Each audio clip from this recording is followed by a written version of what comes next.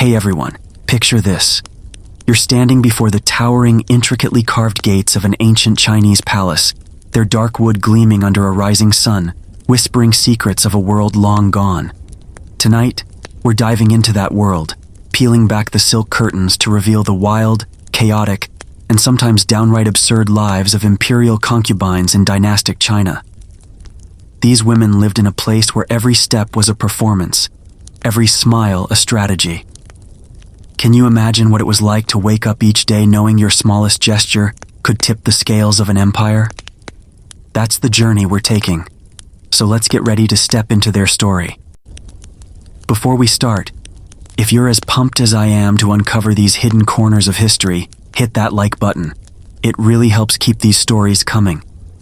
And if you're new here, smash that subscribe button so you don't miss out on more dives into the past.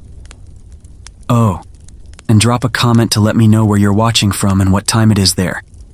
It's always so cool to see we've got folks joining from all over the globe. Maybe you're sipping coffee in New York at noon or sneaking a late-night scroll in Tokyo.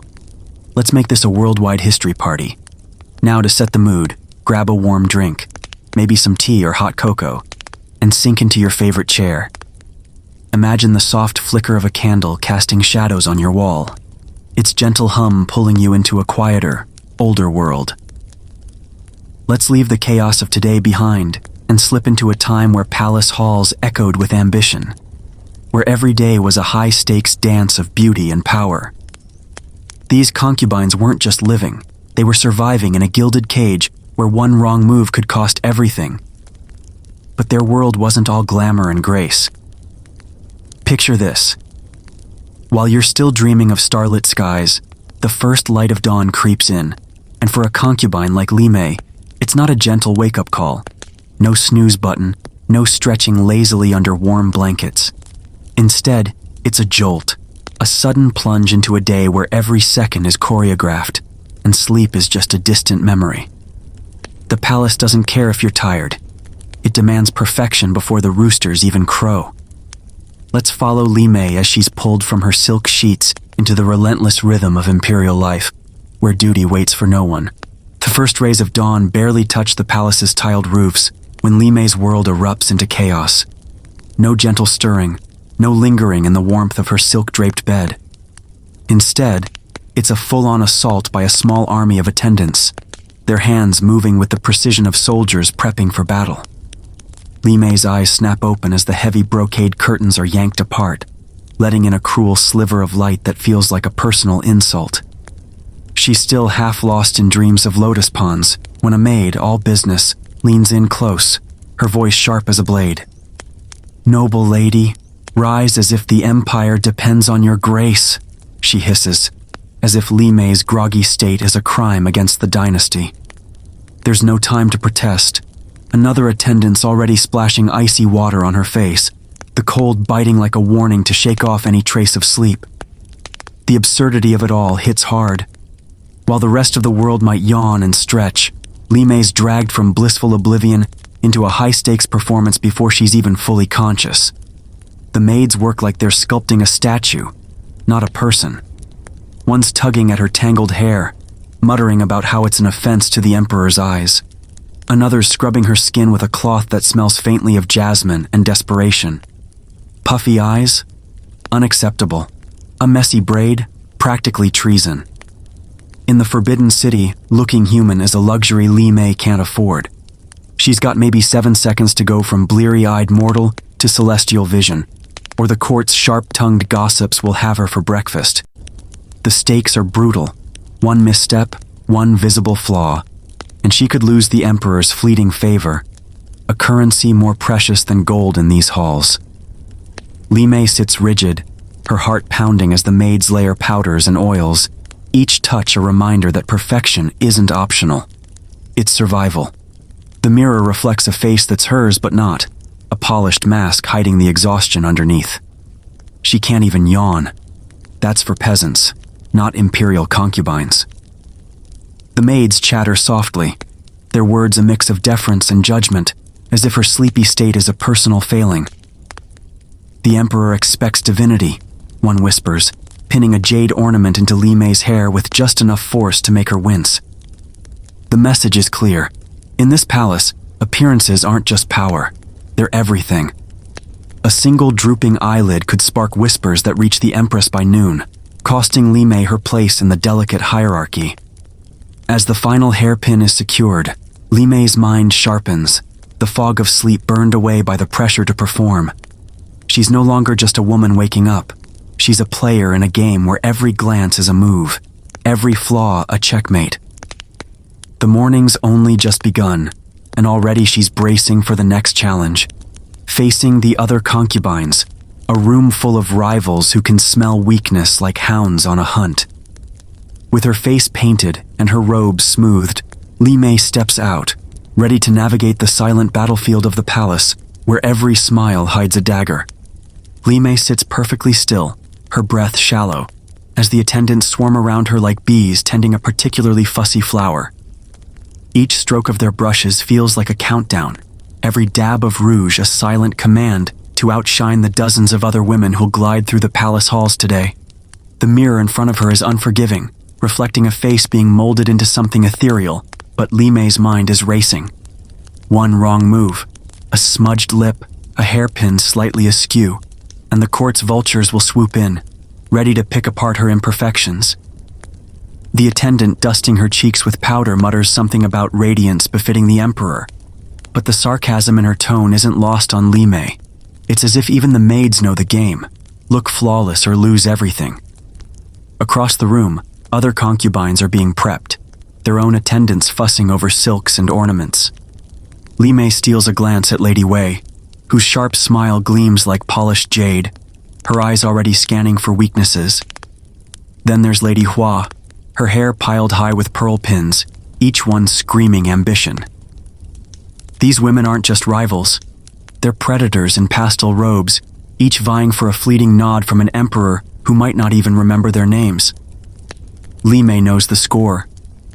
In this palace, attention is a currency you can't afford to lack, and every morning is a silent war to claim it. One misstep, and you're yesterday's gossip, relegated to the shadows of the court. The air is thick with sensory overload. Floral perfumes clash, their sweetness bordering on sickly, while powders with a faintly metallic tang settle on Li-Mei's skin. She's not sure if it's lotus extract or something more suspicious, ground coral maybe, but questioning it feels pointless when her head's spinning from the weight of her robes. The silk layers cling to her like armor, heavy and unyielding, each fold meticulously arranged to catch the light just right. It's less clothing and more a statement, a declaration that she belongs in this glittering cage. But the weight presses on her shoulders, a constant reminder that beauty here isn't freedom, it's a chain you wear with a smile. Inside, Li-Mei's mind churns, calculating every detail. She adjusts her posture to look serene, not stiff, radiant, not desperate. Too much effort, and she'll seem like she's trying too hard, a sin worse than a crooked hairpin. Too little, and she'll fade into the background, just another face in a sea of silk. Let them see grace, not hunger, she tells herself, practicing the tilt of her head that says she's above the fray, even as her heart pounds with the need to stand out. The attendants step back, their work done, and Li-Mei rises, her mask complete. She's ready to step into the morning's next act, where breakfast awaits. A meal less about food and more about survival. The dining hall will be a battlefield, where every glance and word is a weapon, and Li-Mei must wield hers with precision to keep her place in this ruthless game. The sunlit hall hums with the clink of porcelain and the rustle of silk as Li-Mei steps into the breakfast chamber, her heart thudding despite her serene expression. The concubines are arranged like chess pieces, seated strictly by rank, with the highest among them basking in the warm glow near the windows, where sunlight dances on their jade pins. Li-Mei's place is closer to the center, not quite in the coveted warmth, but not relegated to the chilly edges where lesser ladies sip lukewarm broth. The seating alone tells a story. Proximity to light is proximity to power, and every woman here knows it. The air crackles with unspoken rivalries, each glance a dart, each smile a carefully aimed arrow. Eating here is no casual affair. It's a performance as delicate as a spider's web. Li-Mei picks up a lotus seed cake, its sweetness almost cloying, and takes the tiniest of bites, her chopsticks held with the grace of a calligrapher's brush. One wrong move, a slurp, a crumb, a too eager sip of broth, could brand her uncouth, a peasant in silk. The other concubines watch like hawks, their eyes flicking over her every gesture. Lady Hua, seated closer to the sun, nibbles her honeyed bun with exaggerated daintiness, as if to remind everyone she's mastered this art. Li-Mei mirrors her restraint, knowing that a full bite could spark whispers of greed, a social death sentence in this polished battlefield. The conversation is where the real knives come out, sharp and hidden behind velvet words. Lady Wei, her lips curved in a smile that doesn't reach her eyes, leans forward. "Your hairpin is so distinctive today, Lady Wei," she says, her voice dripping with honeyed venom. The table stills, every ear catching the barb dressed as praise. Distinctive could mean bold, or it could mean garish, a subtle jab that invites gossip. Li-Mei feels the weight of every stare, but she keeps her composure, her smile as smooth as polished stone. "Thank you, Lady Wei. Your elegance always inspires," she replies, deflecting with a compliment so vague it's impossible to weaponize. Inside, her mind races, cataloging who's listening, who's smirking, who's reporting back to the Empress's spies. To shift the focus, Li-Mei raises her teacup and says, "The Emperor's wisdom shines brighter than this morning's sun, don't you think?" It's a safe move, a loud declaration of loyalty that echoes through the hall, where unseen ears are always pricked. The other women nod, murmuring agreement, their voices a chorus of calculated devotion. No one dares contradict. The Emperor's name is a shield, but it's also a cage. Every word here is a tightrope walk, every pause a potential trap. As the meal ends, Li-Mei sets down her chopsticks, her stomach barely satisfied but her guard fully up. The breakfast is over, but the battle's just warming up. She rises, smoothing her robes, ready to step into the palace gardens, where the next act awaits. Being seen, being judged, and hoping to outshine the others in a game where visibility is everything. Li-Mei steps into the palace gardens, her silk robes shimmering like a river under moonlight, each fold trailing behind her like a peacock's tail unfurling to dazzle. The courtyards are a stage, alive with the hum of cicadas and the soft clink of ornaments as concubines weave through manicured paths, their every move designed to catch the right eyes. Li-Mei's confidence is a carefully crafted mask. She glides with the grace of a crane, her steps deliberate yet light, as if the ground itself is honored to bear her weight. The air is crisp, scented with peonies, but beneath the beauty lies a battlefield where visibility is both a prize and a peril. She knows the Emperor's advisors, or worse, his spies, could be watching from behind a lacquered screen. The trick is to look effortless while screaming sophistication. Li-Mei's new embroidered shoes, stitched with silver lotuses, peek out with every step, a subtle flex of her rising status. She fans herself with a jade-handled fan, its carved edges catching the sunlight just so, drawing glances from passing attendants. It's a tightrope walk. Too much flair, and she's labeled ostentatious. Too little, and she's invisible, a ghost in silk. She pauses by a koi pond, tilting her head to let her sapphire hairpin gleam, a calculated move to seem absorbed in the fish while inviting admiration. Every gesture is a brushstroke in a painting she hopes the court will applaud, but never out loud. Tension spikes when Lady Hua approaches, her smile as sharp as a shard of glass. "Those shoes, Lady Li-Mei," she purrs, her voice loud enough to draw nearby attendants' ears. So bold for a morning stroll. The compliment is a trap, laced with just enough ambiguity to spark whispers. Bold could mean elegant, or reckless. Li-Mei's pulse quickens, but her expression stays serene, a lotus floating untouched on turbulent waters.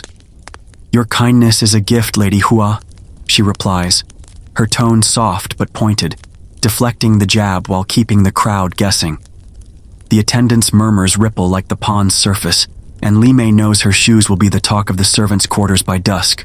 for better or worse. She feels the weight of unseen eyes, spies lurking behind bamboo groves or disguised as gardeners, ready to report any slip to the Empress. A misplaced fan flick, a too loud laugh, and Li-Mei could find herself demoted to a colder pavilion, her name erased from the Emperor's gaze. She adjusts her posture, her movements as precise as a dancer's, each one screaming loyalty and grace. Paranoia creeps in, whispering that every rustle in the bushes is a note-taker, every glance a judgment. Yet she keeps gliding, her fan a shield, her smile a weapon. The courtyard is no place for weakness. It's where reputations are built or buried. As she moves toward the next act of her day, Li-Mei knows survival hinges on more than appearances. Words, too, are a currency here. Flattery, spun just right, could be her sharpest tool in the palace's endless game of shadows. Li-Mei stands before a bronze mirror, her lips moving silently as she rehearses a line that's as delicate as spun sugar. The Emperor's wisdom rises like the dawn, casting light on us all. It's a compliment she's polished to perfection, each word chosen to sound poetic without tipping into absurdity. In the palace, flattery isn't just small talk. It's a high-stakes game where one wrong syllable can mark you as a schemer, or worse, a bore. Li-Mei's been at it for weeks, practicing in stolen moments, her voice low to avoid the eavesdropping maids. The Emperor might hear her words today, or they might reach him through a chain of spies. But either way, they need to land like a soft breeze, not a gaudy gust. The rules of flattery are brutal and unspoken. Go overboard and you're a sycophant, your words dismissed as cheap incense smoke. Skimp on the praise, and you're skating on thin ice, risking whispers of disloyalty that could land you in a distant pavilion, forgotten. Li-Mei's learned to thread the needle. Her compliments must dazzle but feel effortless, like a lotus blooming naturally in a pond. She's seen concubines crash and burn. One gushed so much about the Emperor's calligraphy that her fawning became a court joke for weeks. Li-Mei's strategy is subtler, her words a velvet glove over an iron fist designed to linger without sticking. In the garden pavilion, a chance to wield her craft appears. Lady Wei, her rival with a smile sharp enough to cut silk, is holding court, her fan flicking like a cat's tail. Li-Mei steps forward, her voice smooth as polished jade. Lady Wei, your grace today reminds me of the moon's gentle glow, guiding us lesser stars.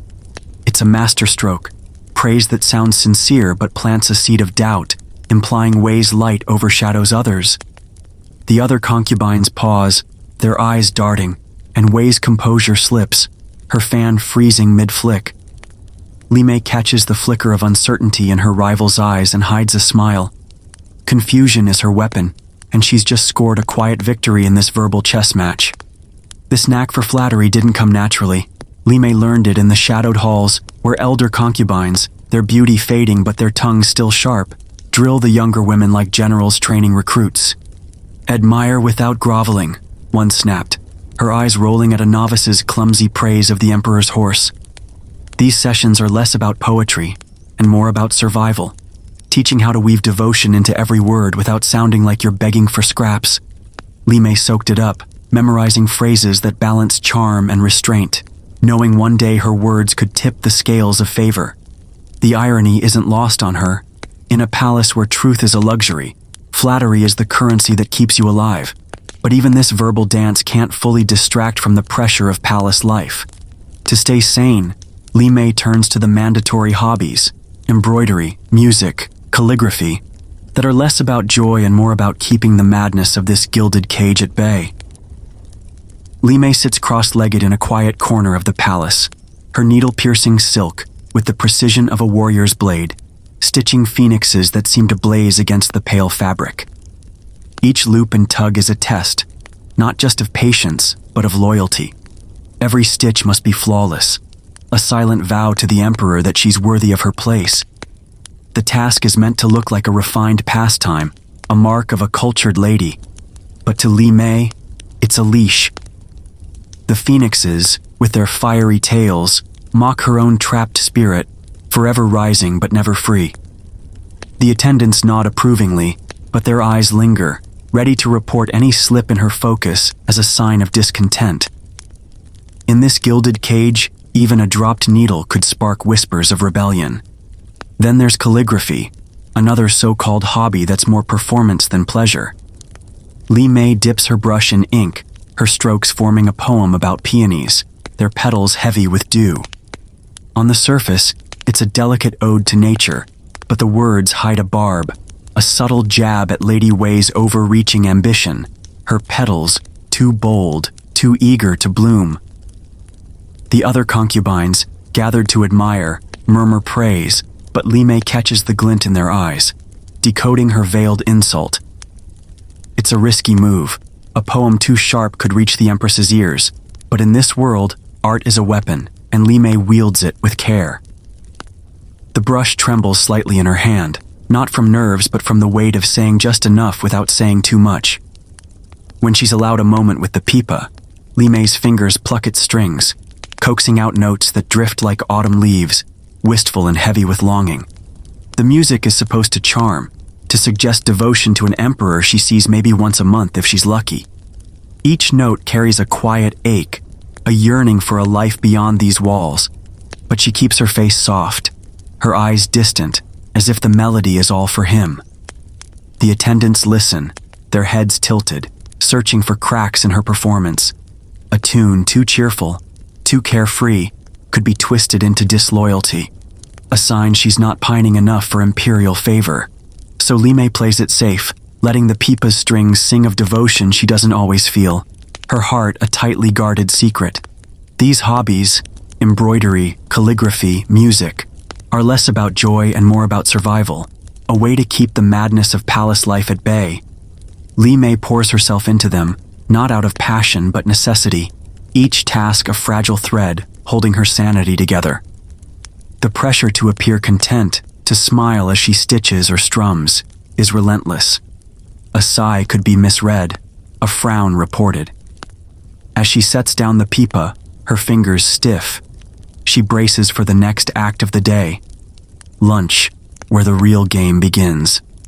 The dining hall will be a hive of gossip, where every whispered rumor is a coin in the currency of power, and Li-Mei must listen closely, speak sparingly, and navigate the chatter to keep her place in this ruthless dance. The dining hall buzzes with the clatter of chopsticks and the steam rising from bamboo baskets of pork buns, but Li-Mei knows this lunch is no mere meal. It's a battlefield of whispers, where every word is a loaded arrow. The concubines sit in a delicate arrangement, their silk sleeves brushing as they lean over lacquered tables, their laughter light but their eyes sharp. The air smells of ginger and sesame, yet it's the scent of secrets that really sets the room alight. Li-Mei picks at her steamed fish, her movements dainty, her ears tuned to every syllable. In this palace, gossip isn't just chatter, it's espionage, and every bite comes with a side of strategy. The conversation ignites when Lady Hua, her voice low but deliberate, lets slip a rumor about Lady Wei's late-night tears, overheard by a maid near the Lotus Pavilion. The table hums with suppressed excitement, each concubine dissecting the news like surgeons. Is Wei losing favor? Is she ill? Or worse, is she faking it for sympathy? Li-Mei sips her jasmine tea, her face a mask of polite interest, but inside, her mind races. The rumor could shift the court's fragile hierarchy, and she files it away like a jewel, ready to trade or wield when the moment's right. The other women toss in their own guesses, their words wrapped in smiles, each one probing for a crack in their rival's armor. Li-Mei sees her chance and leans forward, her voice soft as a breeze. "I heard the Empress mentioned my name in passing," she says, dropping a lie as casually as a petal into a pond. It's a calculated gamble, hinting at her own demotion to test the waters. Lady Hua's eyes flicker with greed, and another concubine's chopsticks pause mid-air. The silence is brief but electric, their reactions a map of who's threatened, who's scheming. Li-Mei watches, her heart steady, noting every raised brow and forced smile. The lie's a spark, and she's ready to see who fans it into a flame, revealing allies or enemies in the process. The risk of this game hangs heavy. One wrong whisper, too bold, too careless, and Li-Mei could find herself summoned to the Empress's chambers, her fate decided by a single misstep. Gossip here is a double-edged sword. It's power, but it's also a noose. A rumor that reaches the wrong ears could mean exile to a drafty outpost, or worse, a quiet disappearance from the court's golden glow. Li-Mei keeps her words vague, her tone neutral, dodging the traps set by others' probing questions. She's not here to eat, she's here to survive, collecting scraps of information while guarding her own. As the lunch winds down, the concubines disperse, their smiles lingering like smoke. Li-Mei rises, her mind buzzing with the day's secrets, bracing for the evening's next trial. The selection process, where one woman will be chosen to visit the emperor, and the rest will be left to wait, their hopes suspended in the palace's suffocating air. As twilight drapes the palace in soft purples, a hush falls over the concubines' quarters, thick with the kind of tension that could snap a silk thread. The evening selection ritual is about to begin, a secretive dance where eunuchs, with their clipped voices and unreadable faces, hold the power to choose which woman will spend the night with the emperor. It's a process shrouded in mystery, decided behind closed screens, where a single nod can elevate a concubine to glory, or leave her languishing in the shadows. Li-Mei sits in her chamber, her pulse quickening, the air heavy with the scent of sandalwood and unspoken hopes. The palace feels like it's holding its breath, waiting for the verdict that could change everything. Li-Mei's hands move instinctively to her hairpin, a delicate lotus carved from ivory, its petals a quiet signal of purity and devotion. She adjusts it with care, tilting it to catch the lamplight just right, knowing a passing eunuch might take it as a sign of her readiness. Every detail matters. Her robes are smoothed, her posture perfect, her face a canvas of calm despite the storm in her chest. The lotus isn't just decoration, it's a message, a subtle plea to be noticed in a sea of silk and ambition. She catches her reflection in a bronze mirror, forcing a serene smile, but her eyes betray the nervous flicker of someone who knows this moment could make or break her. The trick is timing, a game of looking effortlessly radiant while seeming occupied. As a eunuch's soft footsteps echo down the corridor, Li-Mei picks up a scroll, pretending to study its poetry, her fan moving lazily to draw attention to her grace. She's not alone in this charade. Across the hall, Lady Hua arranges her sleeves with exaggerated care, while Lady Wei's laughter rings just loud enough to turn heads. It's absurd, this performance of nonchalance, like peacocks preening under the guise of indifference. The eunuch glides past, his eyes scanning without lingering, and Li-Mei's stomach twists. Did he notice her? Did she overdo it? The silence that follows is deafening, each second stretching into eternity as the women wait for the name to be called. When the announcement comes, a soft murmur from a eunuch at the hall's end, Li-Mei's heart sinks. It's not her name. Lady Hua's this time, and the air shifts as if a candle's been snuffed out. The other concubines mask their disappointment with tight smiles, but the sting is palpable.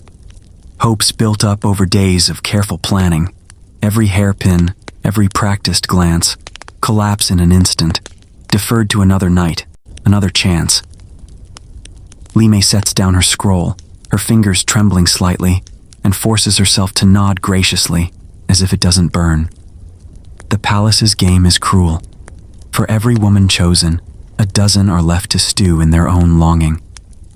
As Lady Hua is whisked away, Li-Mei braces for what comes next. The rare, nerve-wracking honor of being the chosen one, where privilege comes wrapped in a pressure that could crush even the strongest spirit. The air in Li-Mei's chamber grows thick with the scent of rosewater as attendants swarm, their hands moving with the solemnity of priests preparing a sacrifice. Tonight, she's been chosen, and the weight of that honor feels like a stone in her chest. They bathe her in a cedar tub, scrubbing her skin until it glows, as if she's being polished into something more than human. Layers of silk are draped over her, each robe heavier than the last, their crimson and gold threads shimmering like a sunset caught in fabric.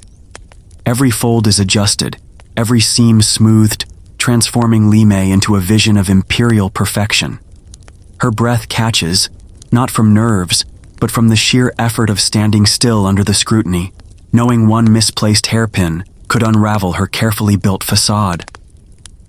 The journey to the Emperor's chambers is absurd, almost dreamlike. Li-Mei is lifted onto a velvet litter, its tassels swaying as eunuchs carry her through the palace's labyrinthine halls. She feels less like a woman and more like a ceremonial offering, a jewel presented on a cushion for the dynasty's glory. The litter sways gently, but her mind races. Every creak of the wood, every flicker of torchlight feels like a test.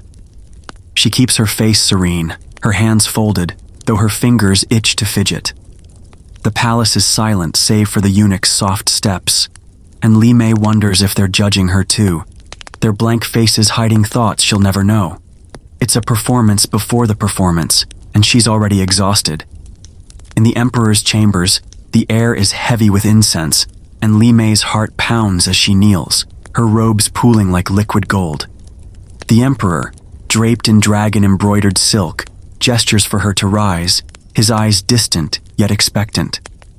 She forces a smile, her voice steady as she speaks of the stars, weaving a tale about their alignment favoring his reign.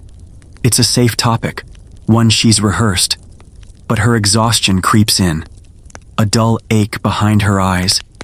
She hides it, her words flowing like a calm river, each one chosen to please without boring him. He nods, half listening, and she wonders if he sees her at all, or just the role she's playing. The surreal weight of it, being so close to power yet so far from freedom, makes her feel like she's floating outside herself. Every moment is recorded, a fact that keeps Li-Mei's nerves taut. A scribe in the corner scratches notes on a scroll, logging her visit for the dynasty's endless archives. Did she speak well? Did her fan move gracefully? The Emperor's fleeting smile is catalogued, her every gesture weighed for its impact on the court's delicate balance. It's not just a night, it's a transaction, a step toward securing her place, or losing it. As she's escorted back, the litter swaying through the darkened halls, Li-Mei feels the weight of her performance linger. The real test comes tomorrow, when the morning light will bring new scrutiny. The court will dissect her every move, from the tilt of her head to the Emperor's mood, and Li-Mei must brace for the whispers and judgments that follow, where one night's glory could become the next day's trap. The morning sun spills into the communal hall, casting long shadows as Li-Mei sips her jasmine tea, her movements slow and deliberate, like a painter choosing each stroke. The air hums with the clink of teacups and the rustle of silk, but every eye in the room is on her, dissecting her as if she's a scroll to be unraveled. Last night's visit to the Emperor has painted a target on her back, and the other concubines lean forward, their gazes sharp, searching for clues in her appearance. Li-Mei keeps her posture perfect, her smile a soft curve, but inside, her heart races. She's proud of surviving the Emperor's chambers, but caution tempers her pride. This hall is a stage, and one wrong move could turn her triumph into a trap. Whispers ripple through the room, as subtle as a breeze but twice as cutting.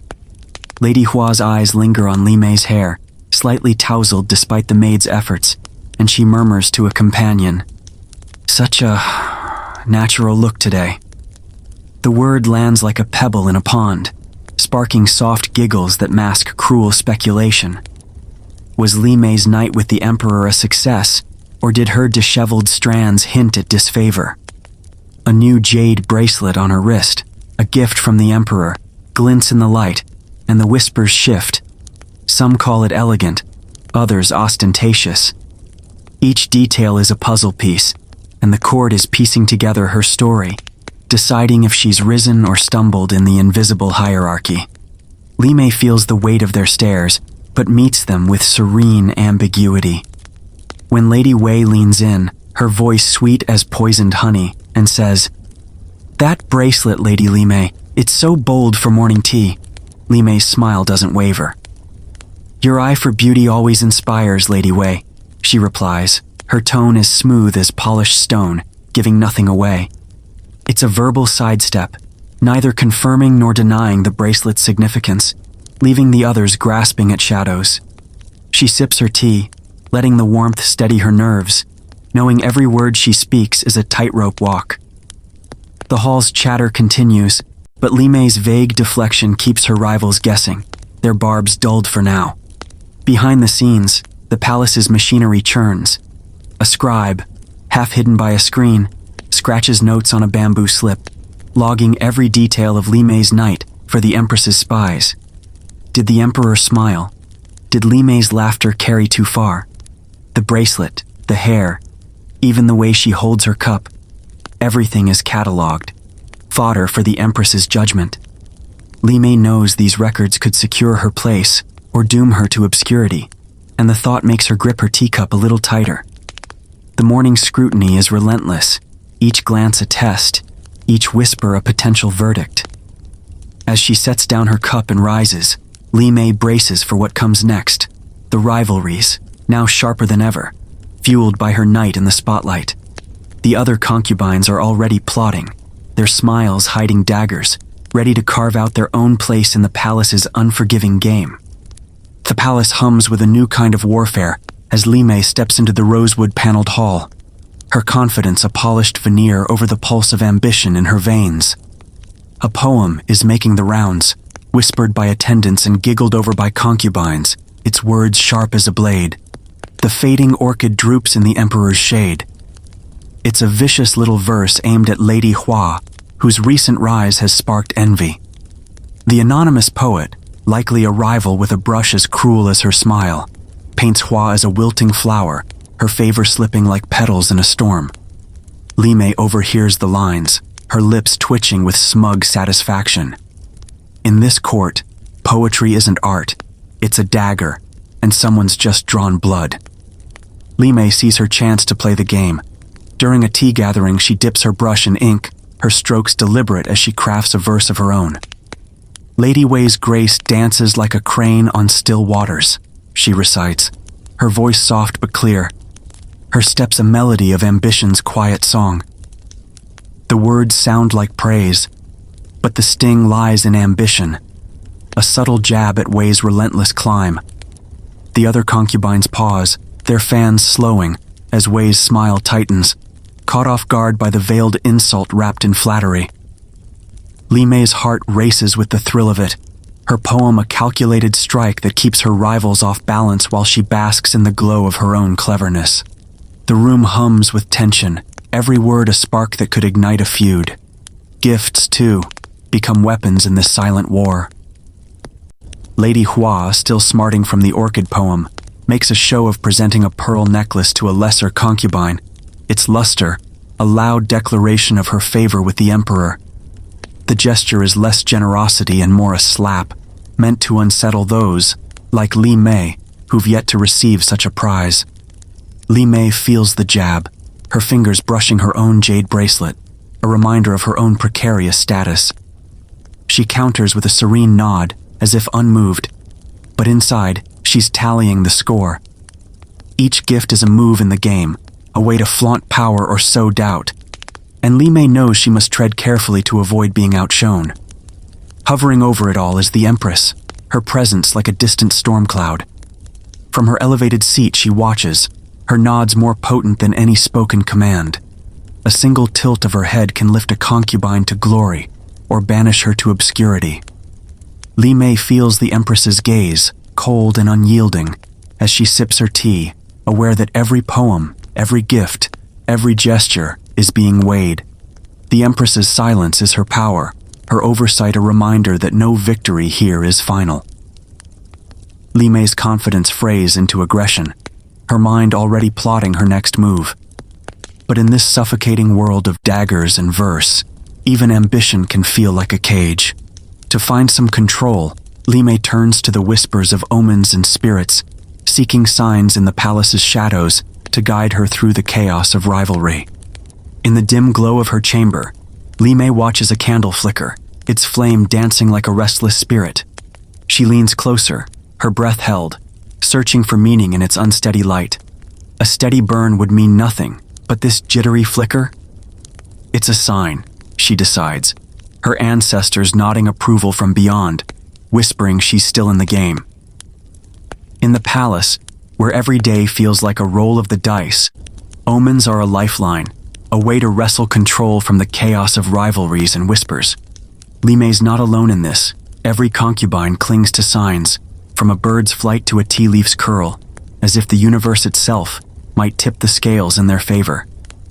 It's a bit desperate, sure, but when your fate hinges on an emperor's whim, you take what you can get. The court buzzes with rumors, and the latest is a juicy one. A ghost, pale and wailing, supposedly spotted near the lotus pond. Lady Wei seizes the tale, claiming it's a bad omen, conveniently delaying Lady Hua's lavish tea ceremony. The spirits are restless, Wei murmurs, her eyes wide with fake concern, while Hua's face sours, her event postponed to appease the unseen. Li-Mei stifles a laugh at the absurdity. Ghosts are as common in palace gossip as silk robes, conjured up to derail a rival's moment. Still, she plays along, nodding solemnly, knowing a well-timed superstition can shift the court's mood faster than a poem. It's a game of smoke and shadows, and Li-Mei's learning to wield it like a fan.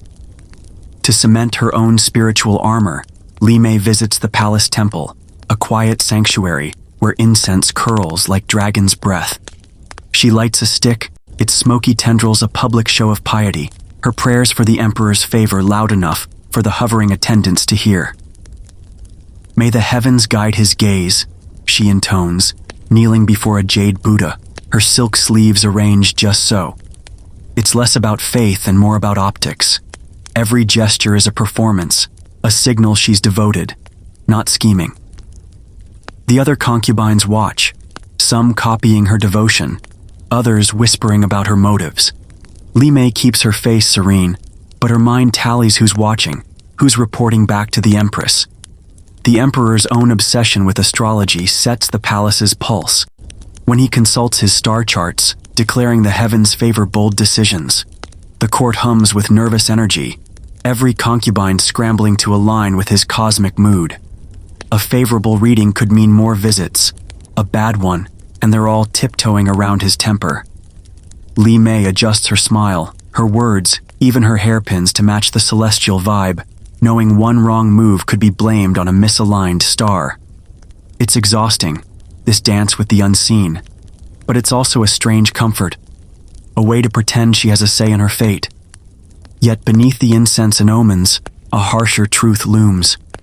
Time moves faster than the stars. Youth fades quickly in the harem, and Li-Mei knows the day will come when no amount of mysticism can keep her in the emperor's light. The palace's endless game of beauty and ambition has a cruel expiration date, and for Xulan, it's arrived quietly, like dusk settling over a once vibrant garden.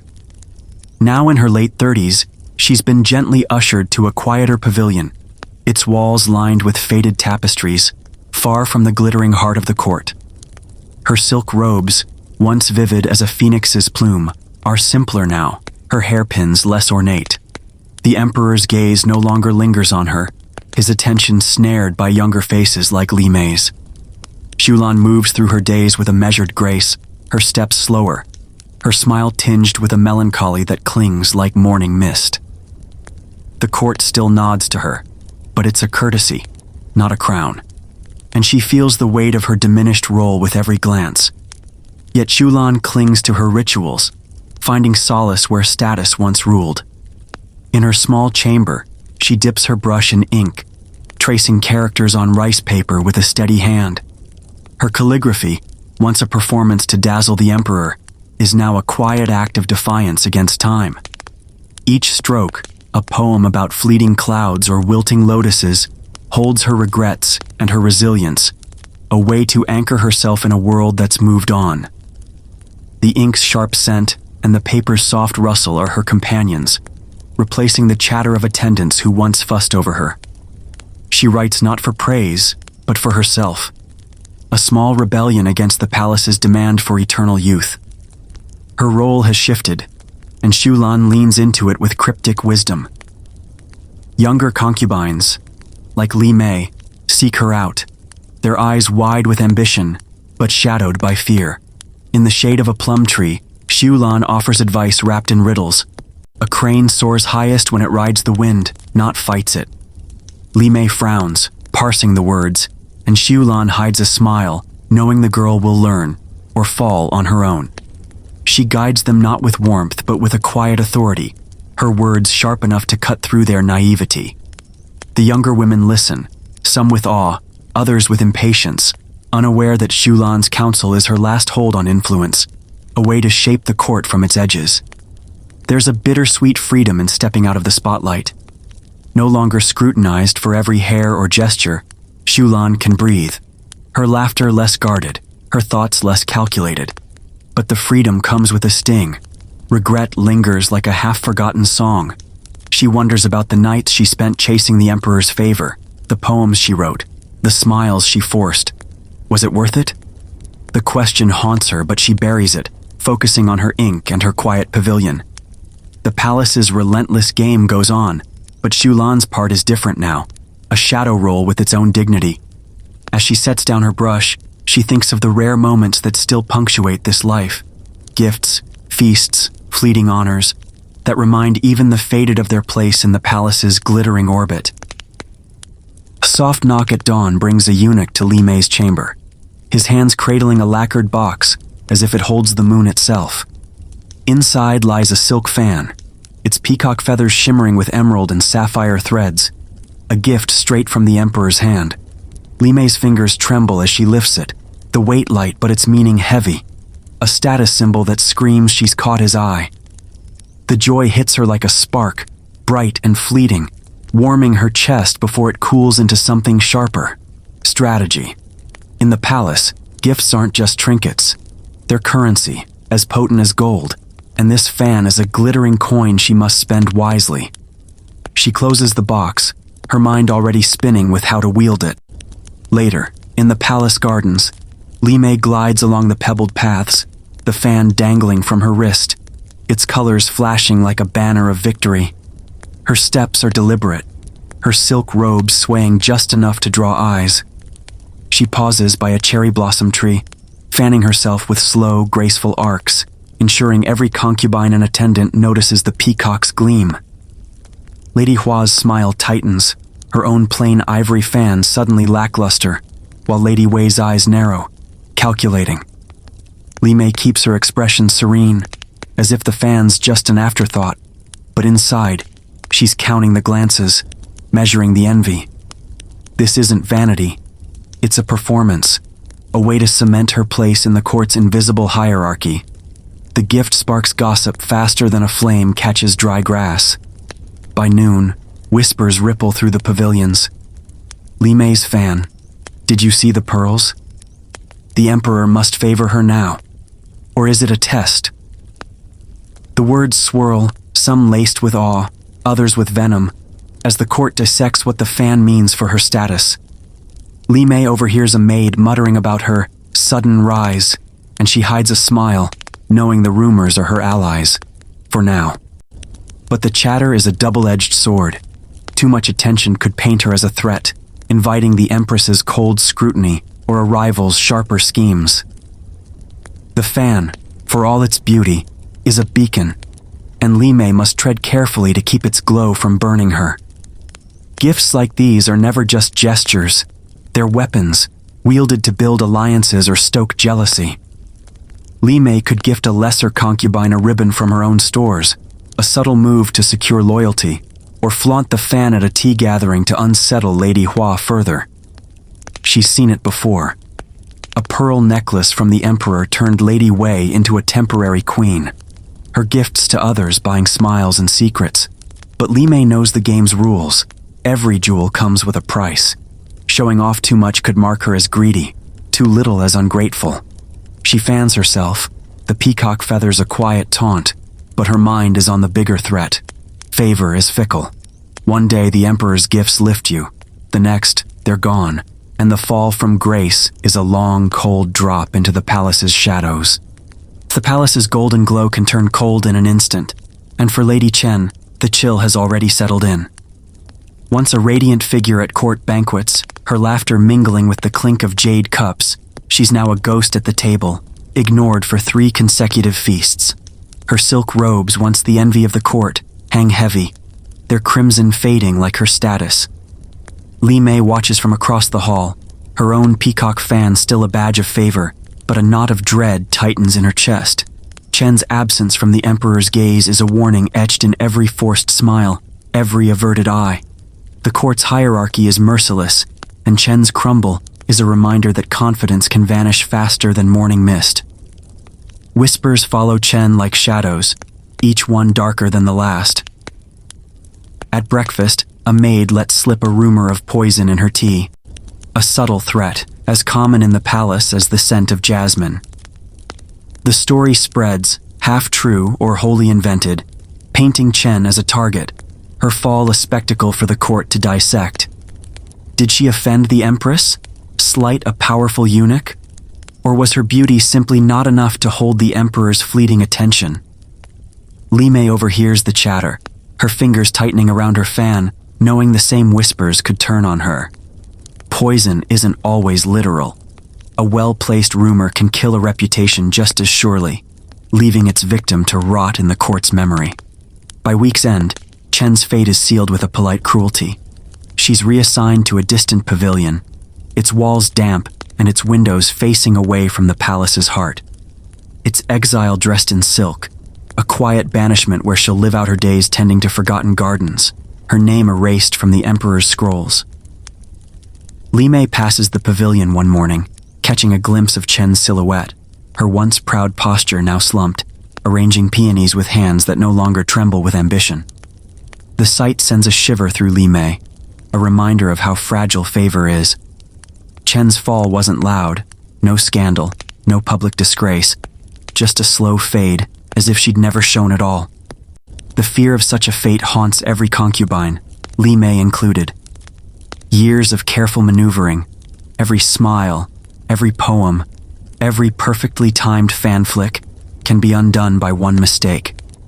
A misspoken word, a poorly chosen hairpin, or simply the Emperor's boredom could send her tumbling into obscurity. The palace is a house of cards, and Li-Mei feels the dread creeping in. A cold whisper that her fan, her favor, her very existence could be forgotten. She masks it with a smile, but the thought lingers. No one is safe. In this world of fleeting glances, the ultimate goal isn't just to shine, but to leave a mark that lasts. Li-Mei dreams of a legacy. Through a son, a story, anything to keep her name alive when the Emperor's eyes inevitably turn elsewhere, and the palace's cruel game moves on without her. In the palace's fleeting world, where favor fades like cherry blossoms, leaving a legacy is the only way to outlast the Emperor's wandering gaze. Li-Mei knows the stories of the rare concubines who've done it, women whose names echo through the court, long after their beauty dims. Some, like Lady Zhao, secured their mark through sons, their bloodline tying them to the dynasty's future, their portraits hung in ancestral halls. Others, like Lady Mei, burned brighter in scandal, their whispered affairs or bold defiances turning them into legends, their names hissed over tea long after they're gone. Li-Mei dreams of such permanence, her heart flickering with hope that she, too, might be more than a forgotten face in the palace's endless parade. In the quiet of her chamber, Li-Mei hears of a secret memoir scroll, penned by a concubine named Xu Ying, now tucked away in a lacquered box.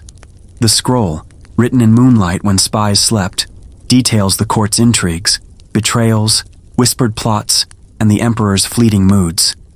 It's a dangerous act, this writing, each character a rebellion against the palace's demand for silence. Li-Mei imagines Xu Ying's trembling hand, her ink capturing rivalries and heartaches, ensuring her voice endures beyond her pavilion's walls. The scroll's existence, whispered among the maids, is a spark of defiance, a way to etch one's truth into a world that buries its women. Li-Mei wonders if she'd dare to do the same, to leave a piece of herself for history. Some choose a bolder exit. The tale of Lady Feng lingers like a ghost, her poetic suicide, a final act scripted with chilling grace. Refusing to fade into obscurity, she drank poisoned wine beneath a willow, leaving behind a verse that mourned her beauty and cursed the court's cruelty. The poem spread like wildfire, recited in hushed tones, ensuring her name clung to the palace's memory. It was tragic, yes, but triumphant too. A calculated leap into legend. Li-Mei shivers at the thought, not of death, but of the courage to burn so brightly, to make the court remember her not as a pawn but as a story. Even as a cautionary tale, Feng's name lives, a victory over the palace's forgetful heart. The quiet triumph of being remembered, even in whispers, is what drives Li-Mei. Whether through a son, a scroll, or a scandal, the goal is to leave a mark that time can't erase. Each night, as she folds her peacock fan, she imagines her name surviving, a flicker of light in the dynasty's long shadow. It's a bittersweet hope, tinged with the knowledge that most will fade, their lives reduced to a line in a scribe's log. But the dream of enduring pushes her forward. Across the world, another woman, Okuni, chased a different kind of legacy. Not in a palace, but on a riverbank stage. Her revolutionary kabuki dances, bold and defiant, carved her name into history's fabric, a reminder that legacy can bloom in the most unexpected places, far from silk and emperors. On the sun-dappled banks of Kyoto's Kamo River, Okuni steps onto a makeshift stage, her movements a blaze of color and defiance that pull every eye in the crowd. A shrine maiden by title, she's no demure servant of the gods. Her dances are a wildfire, bold and unapologetic, transforming the dusty riverbed into a theater of rebellion. Her silk robes swirl, catching the light as she spins, her feet stomping rhythms that echo like a heartbeat. The air hums with anticipation. The crowd, a mix of merchants, farmers, and curious samurai, leaning forward, their chatter fading as Okuni's performance ignites. It's not just a dance, it's a spark, and Kyoto's never seen anything like it.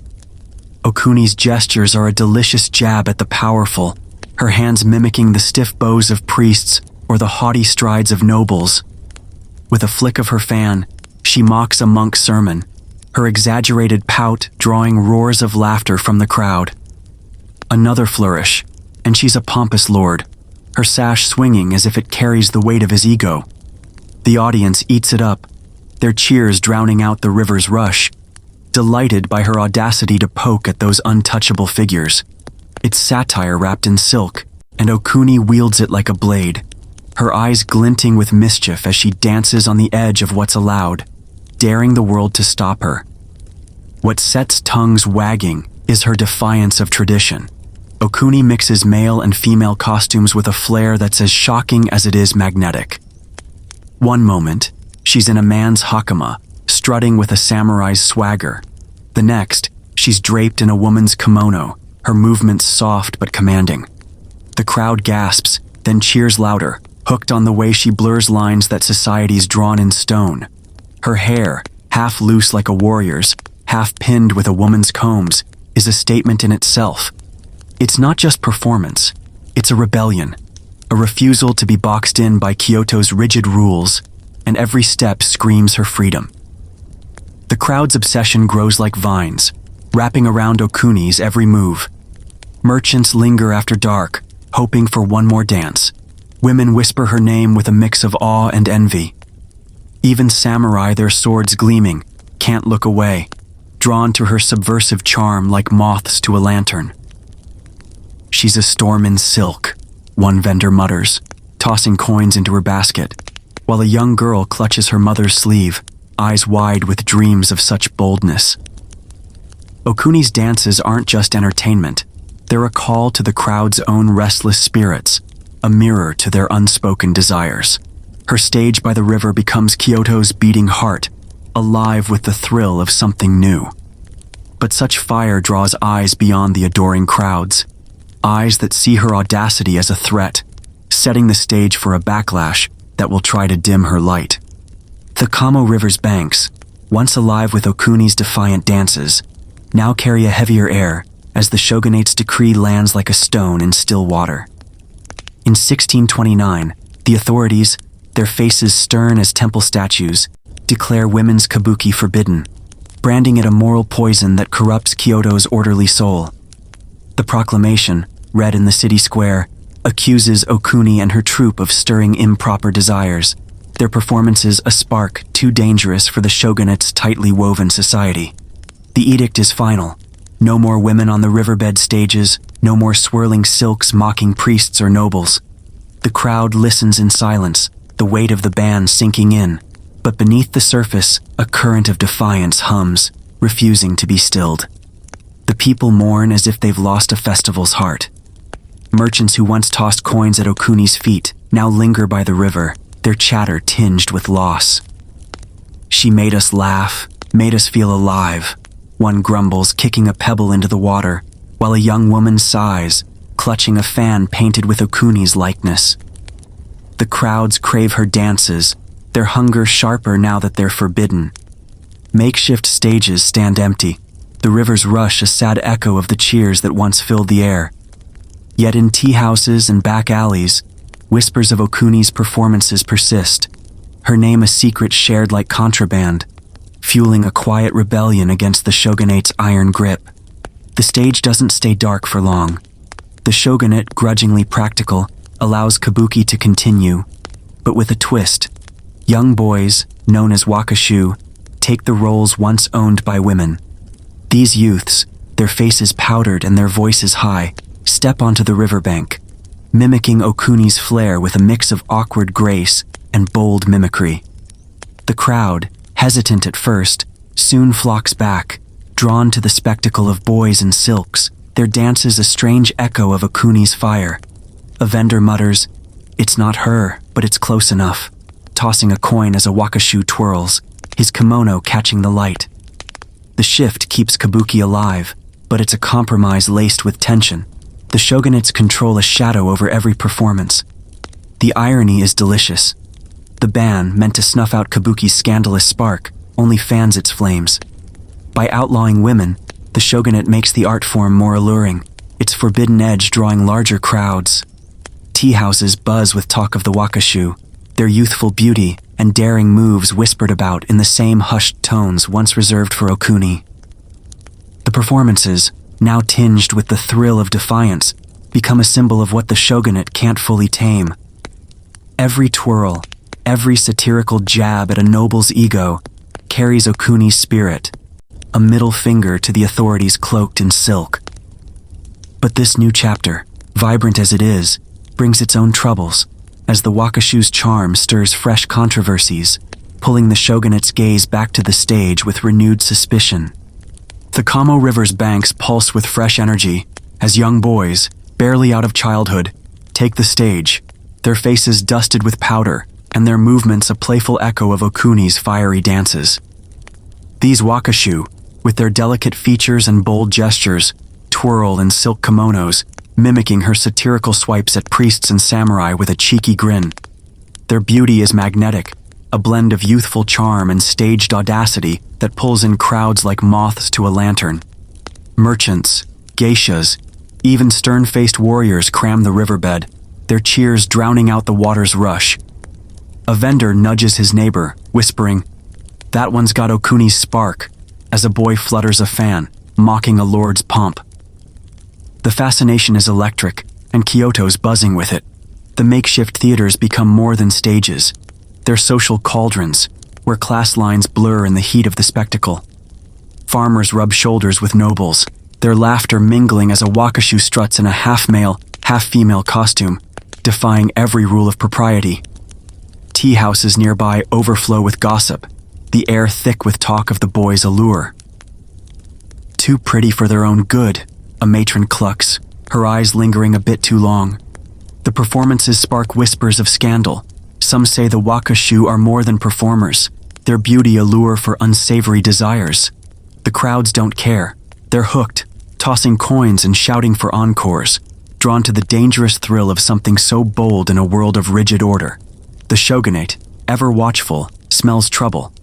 The wakashu's charm, once a clever workaround to the women's ban, now stirs a moral panic. Magistrates mutter about corruption, their scrolls filled with complaints of indecent fervor in the crowds. By 1652, their patience snaps, and a new edict bans wakashu from the stage, citing the same vague immorality once pinned on Okuni. The proclamation rings out in Kyoto's squares, and the crowds groan, their beloved theaters dimmed once more. A young samurai, his sword idle, grumbles, They'll chain the wind next.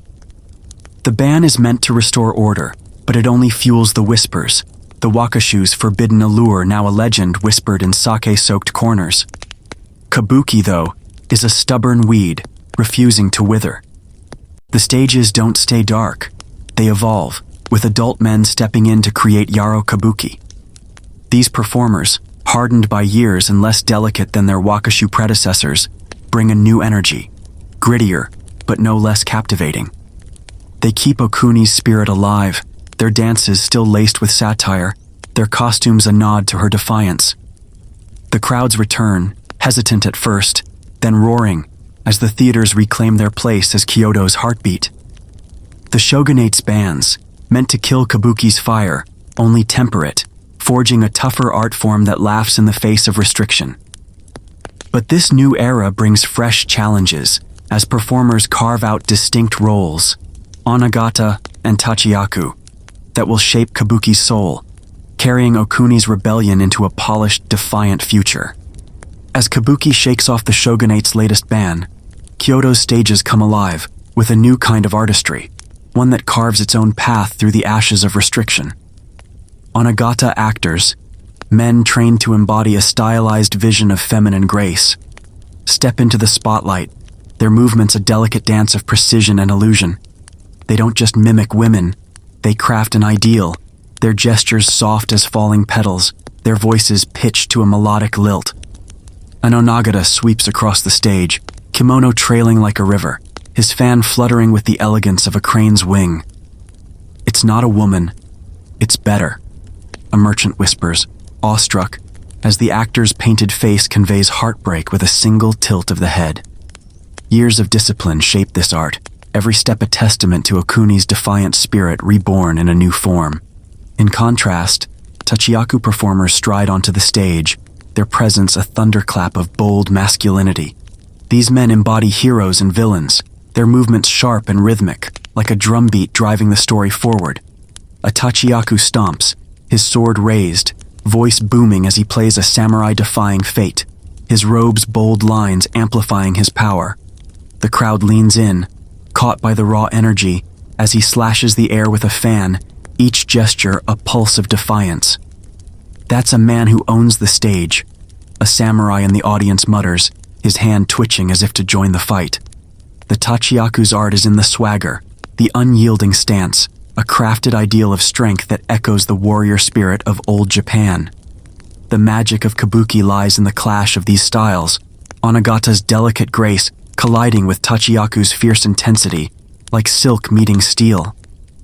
On stage, an onagata's mournful gaze, her fan trembling as she pleads, meets the tachiyaku's booming challenge, his steps shaking the wooden boards.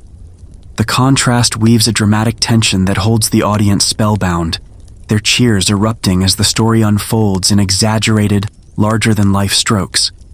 The onagata's subtle heartbreak pulls at their hearts, while the tachiyaku's bold defiance sets them roaring.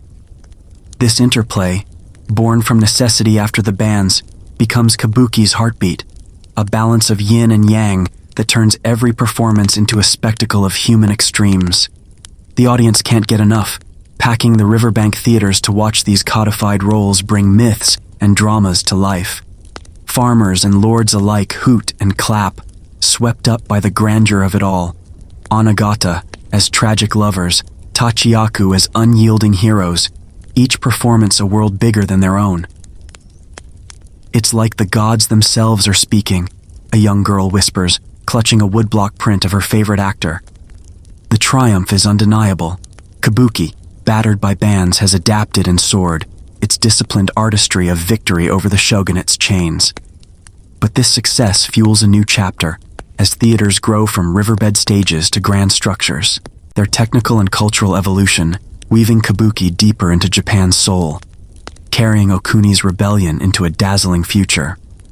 The streets of Edo buzz with a feverish energy as kabuki theaters, Nakamura, Ichimura, Morita, rise like lanterns in the city's heart, each vying to outshine the others with productions as bold as a summer festival. The Nakamura's stage glitters with painted backdrops of cherry blossoms, while Ichimura counters with a roaring tale of samurai vengeance, its drums shaking the wooden beams. Crowds swarm the entrances, their chatter a lively hum, drawn by banners proclaiming the latest drama or star performer. Nakamura's got the better Onagata this season, a merchant boasts, elbowing through the throng while a young woman clutches her ticket, eyes bright with anticipation. These theaters aren't just buildings, they're Edo's pulse, turning local spectacles into a city-wide obsession. Inside, the performances stretch from dawn to dusk, a marathon of storytelling that keeps audiences glued to their seats. Families spread out rice cakes and sake, eating as an onagata weeps over a lost love or a tachiaku battles a painted demon.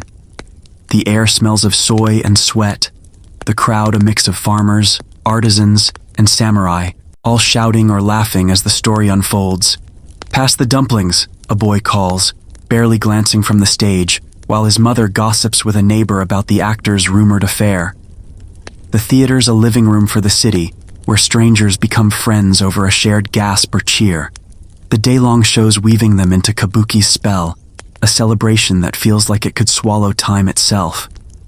Outside, vendors turn the chaos into profit, their stalls a riot of color and noise. They hawk woodblock prints of star actors, their faces frozen in dramatic poses. Onagata with tear-streaked cheeks, tachiaku brandishing swords. "Get your Danjuro print, fresh off the block," a vendor shouts, waving a sheet at passing fans who snap them up like sacred charms. Others sell fans, snacks, even knock-off kimonos mimicking the stage costumes, turning the theaters into bustling marketplaces. A young girl tugs her father's sleeve, begging for a print of her favorite onagata, her eyes shining with hero worship. This commercial ecosystem thrives on kabuki's fame, each sale tying the art form deeper into Edo's daily life, making it more than theater. It's a phenomenon. Across the country, Osaka's theaters carve a different path, their wagoto style a refined contrast to Edo's bombastic aragoto. Where Edo loves its loud, stomping heroes, Osaka's audiences swoon over wagoto's gentle lovers, their soft-spoken poetry and delicate gestures painting tales of romance and heartbreak. Edo's all noise, an Osaka fan scoffs, sipping tea as a wagoto actor sighs over a lost love, his kimono rippling like a quiet stream. The contrast fuels a friendly rivalry, with each city claiming its kabuki as the true art. This split only deepens kabuki's grip on Japan, its theaters now cultural hubs that pulse with local pride. But it's the distinct styles, aragoto's fire and wagoto's finesse, that truly define kabuki's soul, shaping its stories into a vibrant clash of energies that captivate the nation. On Edo's raucous stages, aragoto bursts forth like a thunderstorm, its heroes stomping with a ferocity that shakes the wooden boards.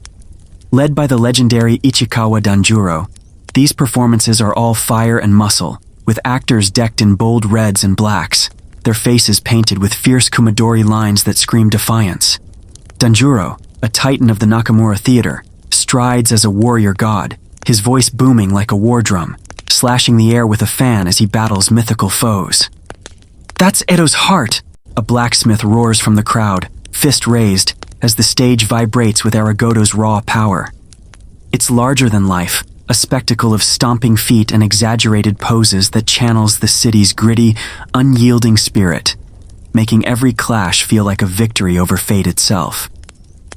In Osaka, the wagoto style paints a softer picture, like a watercolor dream of romance and longing. Sakata Tojuro, the master of this refined art, glides across the stage as a lovesick noble, his kimono flowing like a quiet river, his voice a gentle murmur of poetic heartbreak. Where aragoto shouts, wagoto whispers, its nuanced gestures, a trembling hand, a tilted head, drawing sighs from the audience. Tojuro makes you feel the pain, a tea house owner murmurs, dabbing her eyes as he kneels, mourning a lost love.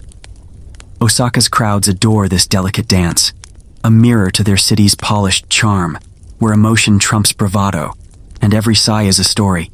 The rivalry between aragoto and wagoto sparks a creative fire, but the best actors don't pick sides, they conquer both. A young performer, trained in Edo's bold aragoto, travels to Osaka, swapping his warrior's swagger for a Wagatu lover's grace, his fan now a tool of tenderness rather than battle. The crowd gasps as he shifts styles mid-tour, proving his versatility with a stomping hero one night and a heartbroken poet the next. He's a chameleon. A vendor cheers, tossing coins as the actor bows.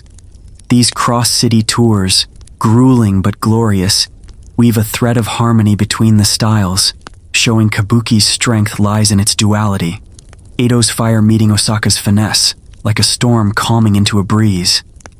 This split reflects the city's souls. Edo, brash and unyielding, loves Aragoto's wild energy. Its heroes a nod to the samurai spirit pulsing through its streets. Osaka, with its merchant heart and poetic bent, embraces Wagoto's elegance, its stories echoing the city's refined rhythms. Yet together, these styles make kabuki whole, a cultural tapestry that binds Japan's heart. Audiences in both cities swell with pride, claiming their style as the true kabuki, but they cheer just as loud when a visiting actor blends the two, proving the art form's power to unite. This harmony turns performers into legends, their names shouted in the streets, their faces immortalized in prints. The stage is no longer just a platform, it's a launch pad for stars, whose fame burns brighter than the lanterns, drawing crowds into a cult of adoration that elevates kabuki to a national obsession. Edo's streets pulse with a fever only kabuki's brightest stars can ignite, their names whispered like spells in every tea house and market stall. Fans clutch yakuza-y prints, woodblock portraits of actors frozen in dramatic glory, an Onagata's tearful gaze, a Tachiyaku's sword raised high. These prints are treasures, traded like gold by merchants and seamstresses alike, who pin them to walls as if they're sacred icons. Danjuro's eyes pierce your soul, a young woman sighs, tucking a print into her sleeve, her friends nodding like devotees at a shrine. The adoration is intense, almost wild, turning actors into Edo's pop stars, their every move sparking a frenzy that drowns out the city's usual clamor. The actors know their power and play it like a well-rehearsed scene. They craft signature poses, a tilt of the head, a fan snapped open just so, that become their brand, instantly recognizable to screaming crowds. Ichikawa Danjuro stomps onto the Nakamura stage, his glare fierce under bold Kumadori paint, pausing mid-battle to hold a pose that sends the audience roaring.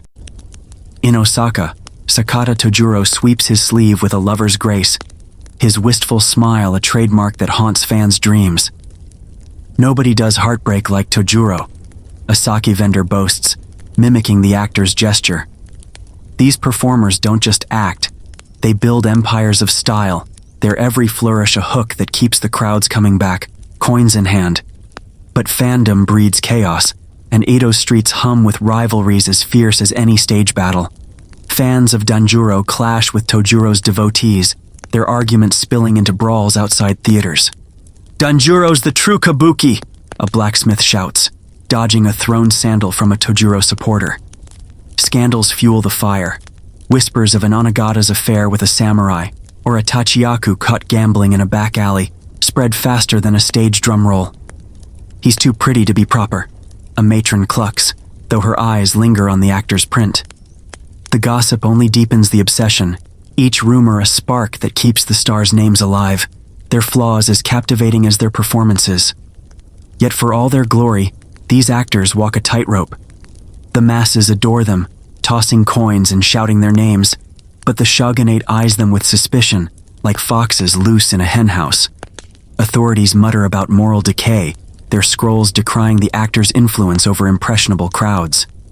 A popular Tachiyaku might draw thousands, but a single misstep, too bold a satire, too wild a scandal, could land him in chains. The paradox stings. They're Edo's idols, yet always one step from disgrace. "They love us until they don't," an Onagata murmurs backstage, adjusting his wig with a wry smile. Their fame is a double-edged sword, dazzling but dangerous.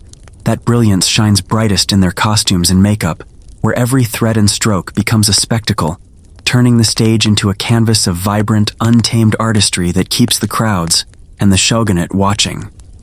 Stepping into an Edo theater feels like plunging into a painting, where kabuki's costumes explode with a vibrancy that seizes the eye and refuses to let go. The actors' silk robes ripple like living tapestries, heavy with embroidered dragons that coil through clouds or waves that crash in threads of sapphire and gold. Each garment is a masterpiece, weighing as much as armor, yet flowing with a grace that makes the stage feel like a dream. An Anagata glides forward, his kimono shimmering with cherry blossoms, each stitch a testament to months of a weaver's craft. "It's like the sea itself is dancing," a farmer whispers, his rice-stained hands clutching his seat, awestruck by the sheer opulence that transforms a man into a myth. The Kumadori makeup is just as spellbinding, a canvas of color that turns faces into living art.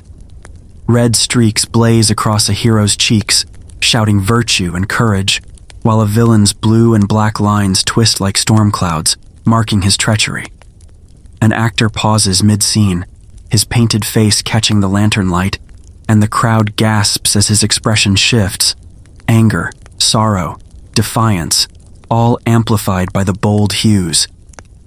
"That red makes him a god," a young boy mutters, eyes wide, as a tachiyaku's painted glare pierces the theater.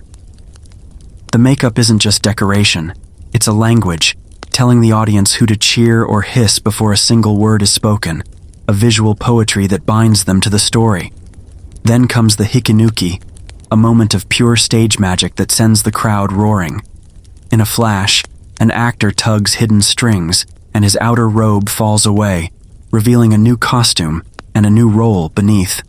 A grieving widow becomes a vengeful spirit in a swirl of crimson silk, the transformation so swift it feels like sorcery. "How'd he do that?"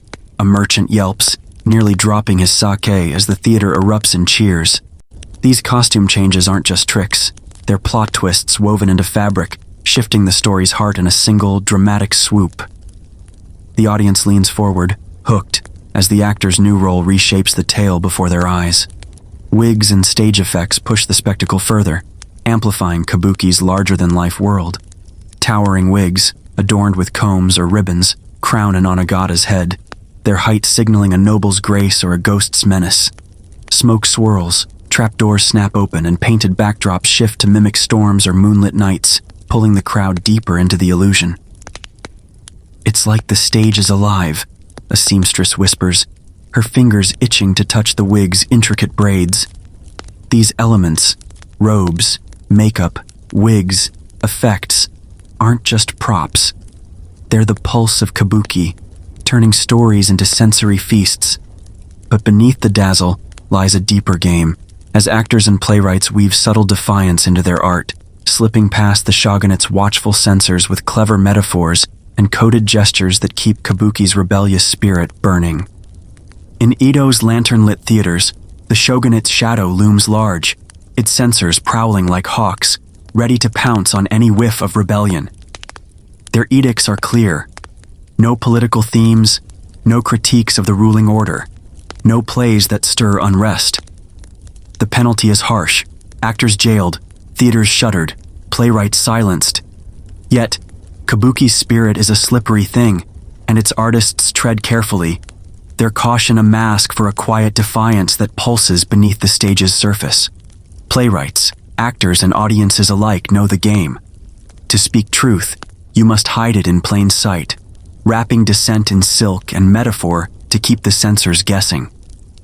Playwrights turn to history as their shield, crafting allegories that dance around the shogunate's rules. A play about a medieval warlord's betrayal, with its clashing swords and painted villains, seems innocent enough until the crowd catches the parallels to a corrupt governor fleecing Edo's merchants.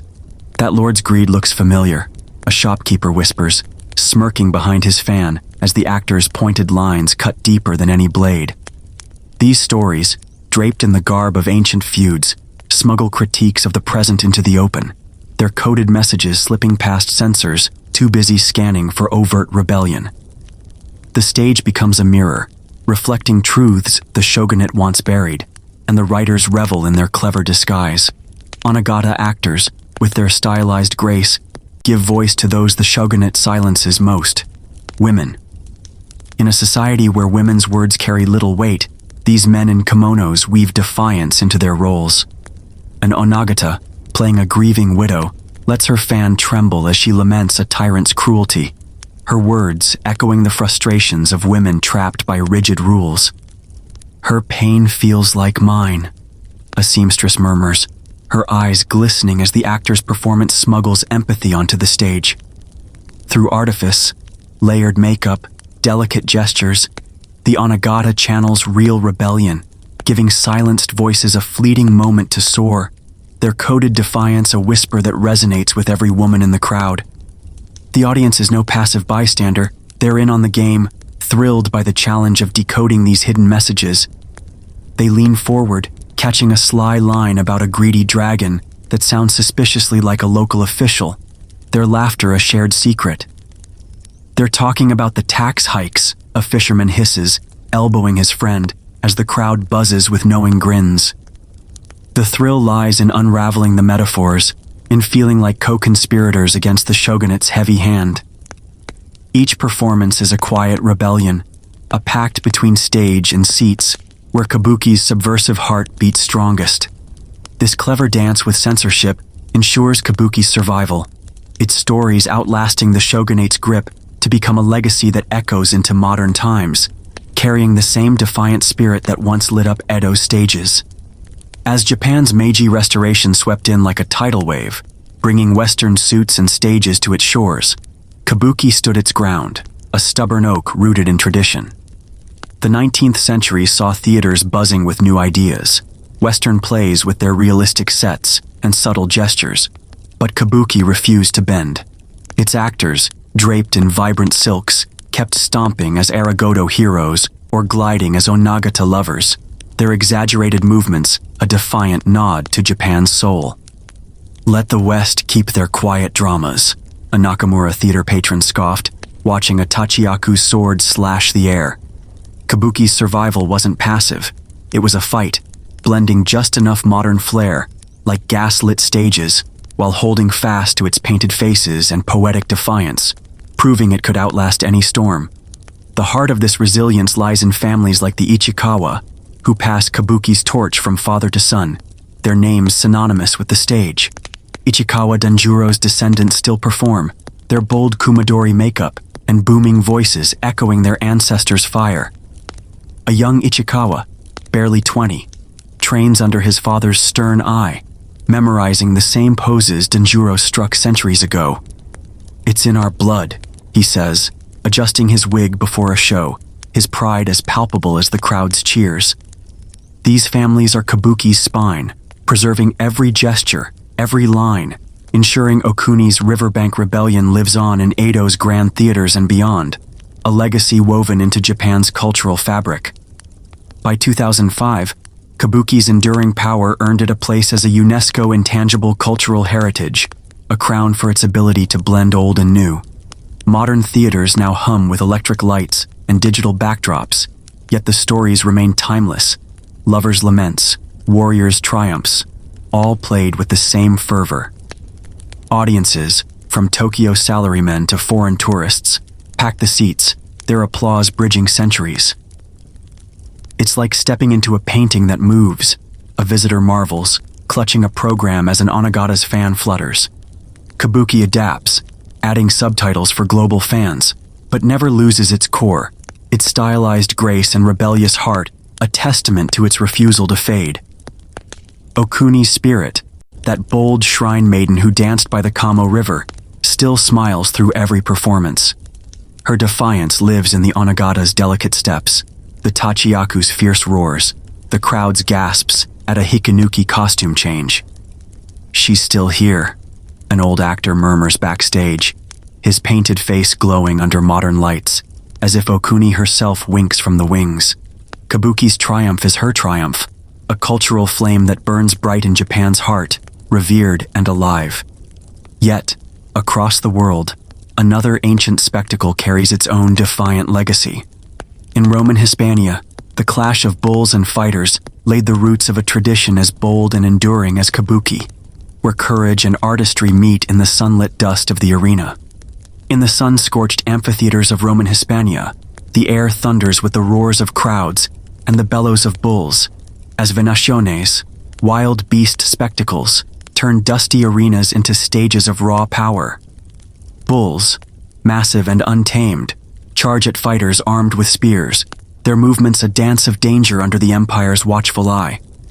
The crowd, a mix of senators and laborers, erupts as a fighter dodges a horn by inches, his cape a flash of crimson against the beast's black hide. "He's got the god's favor," a baker shouts, tossing bread in excitement as the arena pulses with the thrill of survival. These contests, born in Rome's gladiatorial heart, are no mere games. They're a grand display of dominance, where man and beast clash to prove who rules the dust. Hispania's rugged terrain, with its sprawling plains and fierce wild bulls, makes it the perfect crucible for these spectacles. Unlike Rome's urban sprawl, Hispania's rocky hills breed animals as tough as the land itself, their horns sharp as the region's untamed spirit. Local warriors, their bodies scarred from battles, face these beasts in circular arenas carved into the earth, their courage a mirror to the landscape's harsh beauty.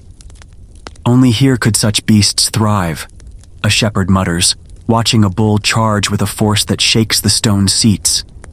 The region's rawness fuels the games, turning them into a ritual that feels as old as the hills, binding Hispania's people to the thrill of the fight. When Rome's empire crumbles, its marble columns reduced to rubble, the bull games refuse to die. In Hispania's rural villages, far from the fallen capital, locals keep the tradition alive, staging rougher, earthier contests in open fields. No grand amphitheaters now, just a circle of cheering farmers, their voices rising as a young man taunts a bull with a tattered cloak. The rituals are simpler, less polished, but the heart of the Venaciones beats on, woven into harvest festivals and village feasts.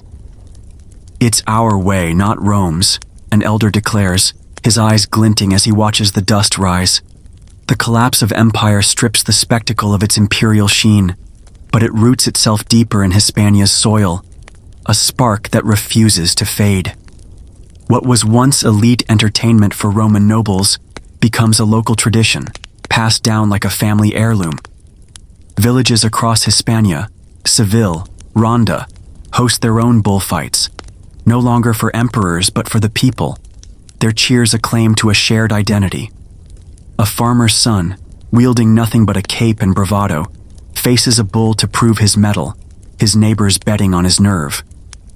"He's one of us," a woman says, clapping as he sidesteps a charge.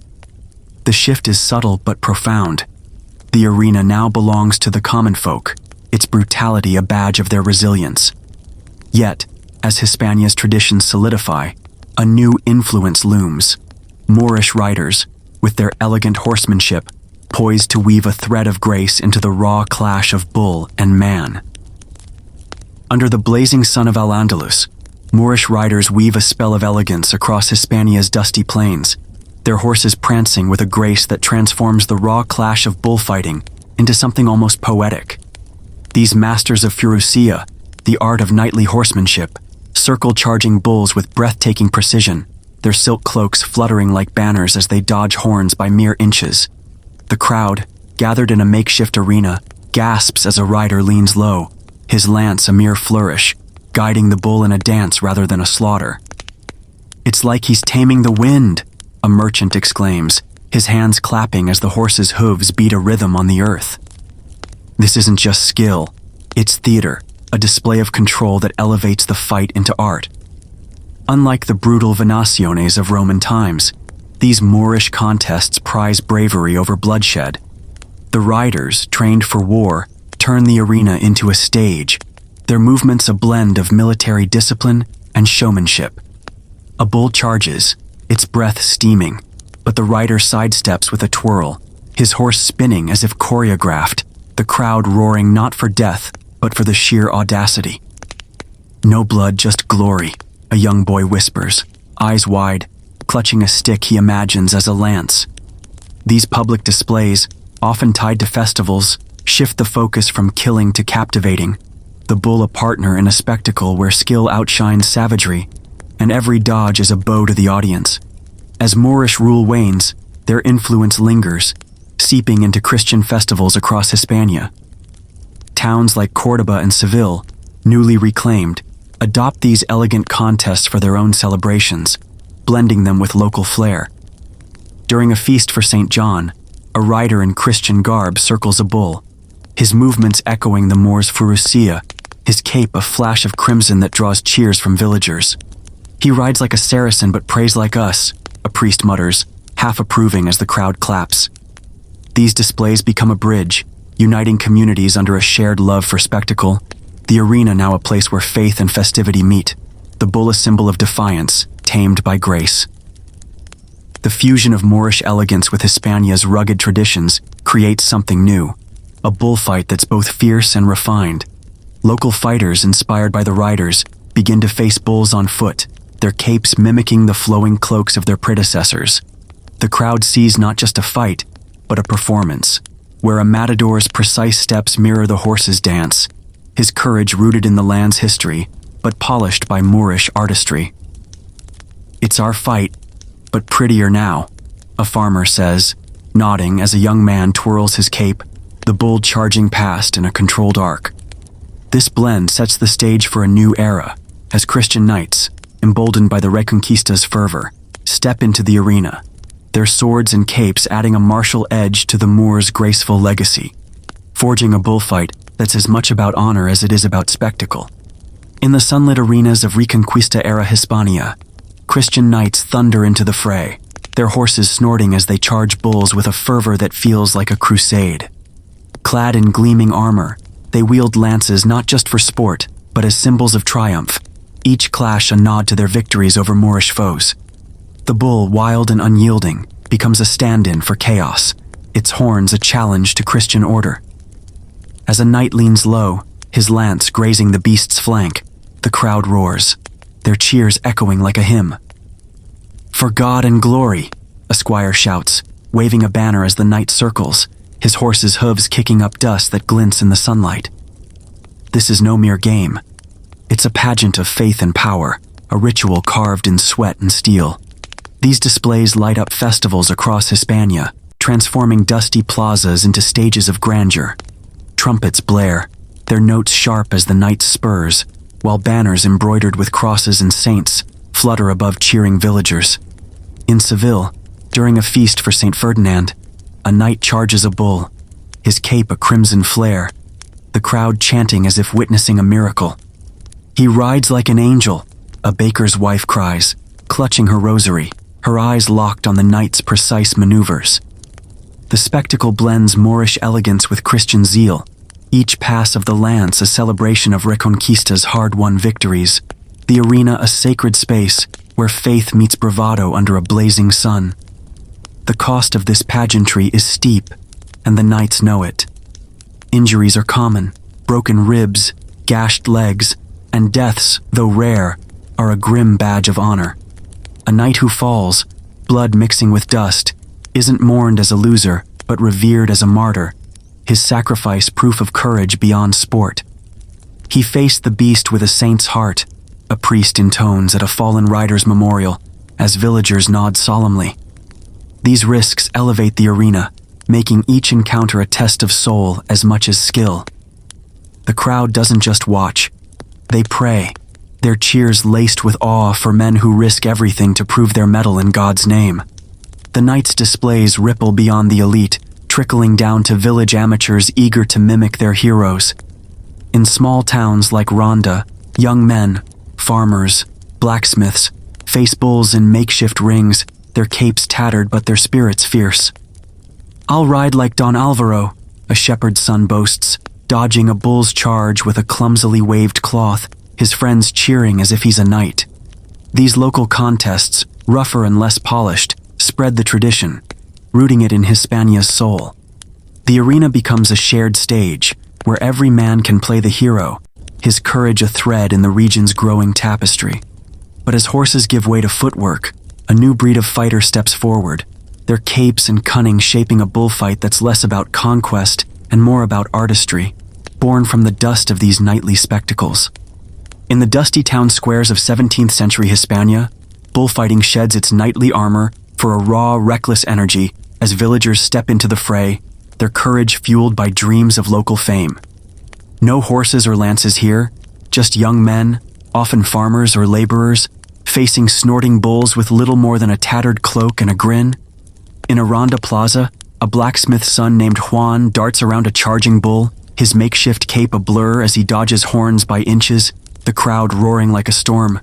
"He's got guts," a baker shouts, tossing a coin as Juan bows, sweat-soaked but beaming. These impromptu fights, born in the shadow of nightly spectacles, are chaotic, all bravado and heart, with every dodge a bid for a hero's name in the village tavern. As years pass, the chaos takes on a new rhythm, shifting from brute survival to a performance of agility and flair.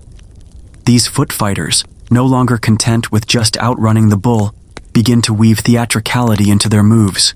Brighter costumes, scarlet capes, embroidered vests, replace drab cloaks, catching the sun and the crowd's eyes. A young fighter in Seville twirls his cape like a dancer, his steps deliberate, turning the bull's charge into a choreographed duel. "It's not enough to live.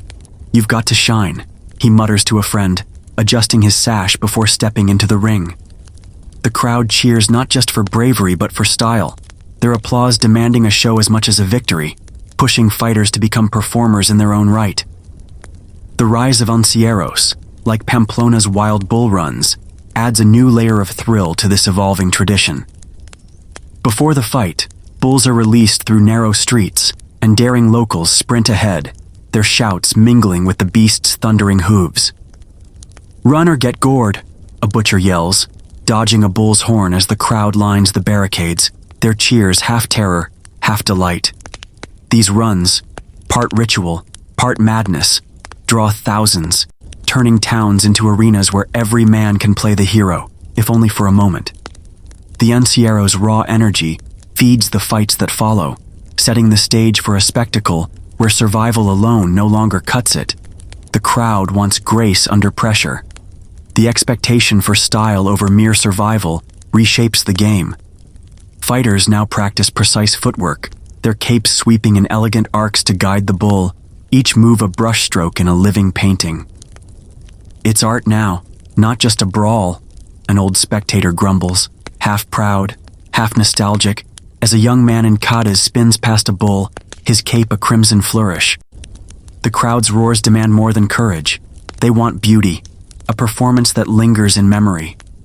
This shift from chaotic bravery to structured spectacle sets the stage for a new figure, the torero, a professional whose skill and charisma will elevate bullfighting into a disciplined art, ready to step from village squares to grand arenas under the weight of a nation's gaze. In the sun-baked arenas of 18th century Hispania, a young man named Juan steps into the ring, his cape a vivid scarlet that catches every eye. No longer just a village daredevil, he's a torero, his graceful passes turning bullfighting into a mesmerizing dance. As a bull charges, Juan pivots, his cape sweeping in a slow, deliberate arc, guiding the beast past him with inches to spare. The crowd in Seville's plaza erupts, chanting his name like a prayer. "Juan's got the devil's luck," a fruit vendor shouts, tossing an orange in salute.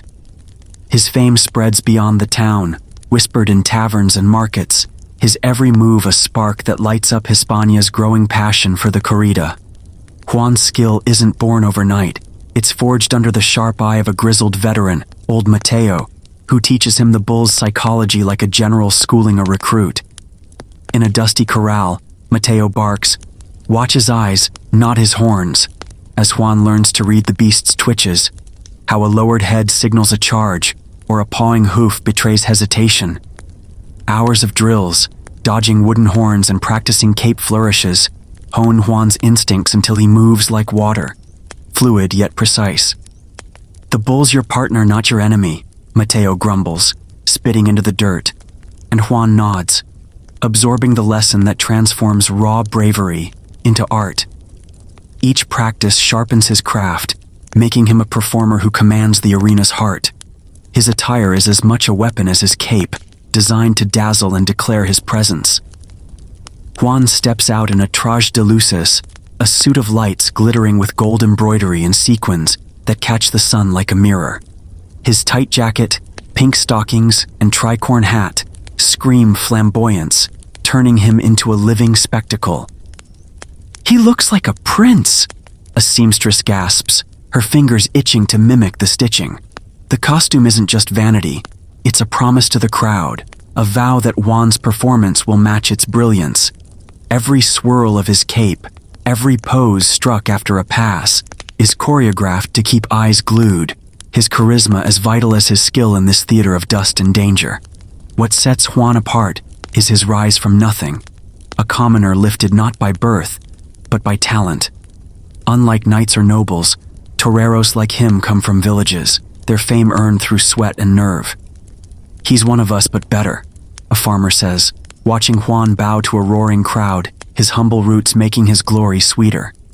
His skill levels the field, turning a blacksmith's son into a hero who outshines aristocrats. This democratization fuels the corrida's allure, drawing crowds who see their own dreams in Juan's glittering suit. But behind the torero's rise lies another innovation: the selective breeding of fighting bulls, whose fierce bloodlines are crafted to match the artistry of men like Juan, ensuring the arena remains a stage of equal ferocity.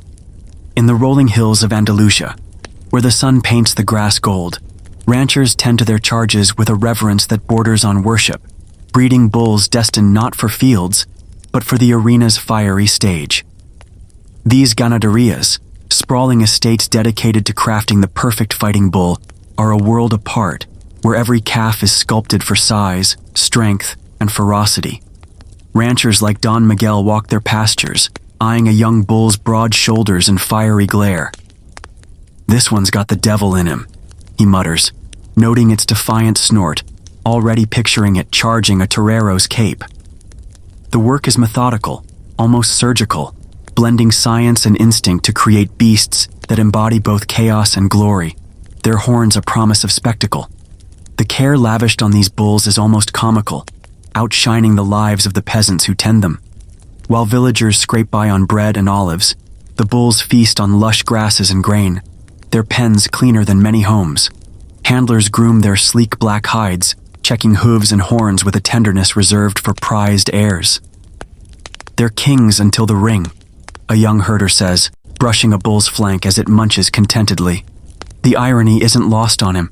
These pampered creatures, raised like royalty, are bred for a brutal destiny, their lives a brief blaze of luxury before the arena's dust claims them. Yet this care ensures their strength, their spirit a match for the torero's art.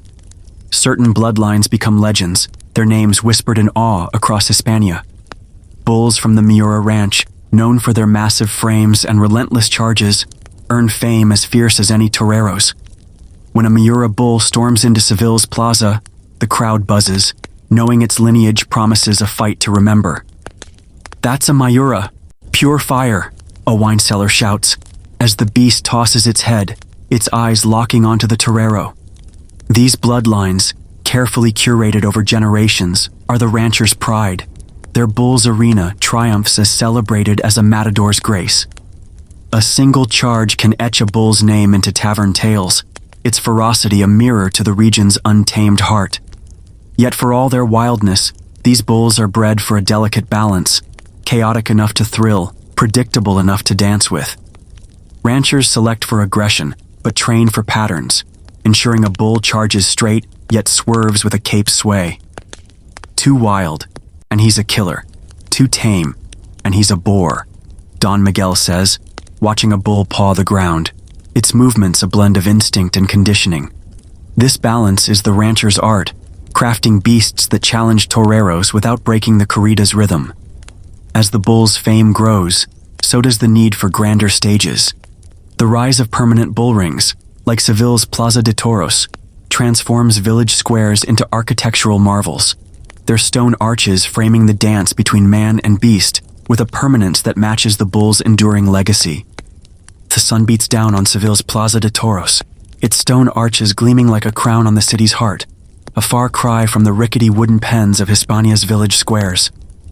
In the late 18th century, as bullfighting's fever gripped Spain, permanent bullrings rise in cities like Zaragoza and Seville, their designs echoing the grand amphitheaters of ancient Rome. These aren't just arenas, They're monuments. They're curved walls built to hold thousands, from sweaty laborers to velvet-clad nobles, all drawn to the clash of man and beast. It's like Rome reborn, a carpenter marvels, running his hand along Seville's smooth stonework, its arches framing the arena like a cathedral for courage. The makeshift rings of old are fading, replaced by structures that promise eternity. The circular design of these plazas is no accident. It's a stage crafted to amplify the faena. The toreros dance with the bull. The round arena, free of corners, forces the bull to charge in sweeping arcs, its every move visible to the roaring crowd. A torero like Juan, his traje de luces sparkling, pivots in the center, his cape a crimson lure that draws gasps as the bull thunders past. The circle tightens the drama, making each pass feel like a heartbeat, the crowd's cheers bouncing off the stone walls. You feel trapped with them, a seamstress whispers, clutching her shawl as Juan sidesteps a horn. This design isn't just practical, it's theatrical, turning the fight into a spectacle where every angle is a front row seat. Rituals elevate the plaza's drama to operatic heights. Trumpets blare, sharp and regal, signaling the bull's entrance, while brightly colored flags, crimson, gold, flutter from the stands, waving like banners of a holy war. Before the fight, toreros parade in, their suits glittering, bowing to the crowd as if to royalty. It's a procession, not just a fight, a priest murmurs, half approving as the arena pulses with anticipation.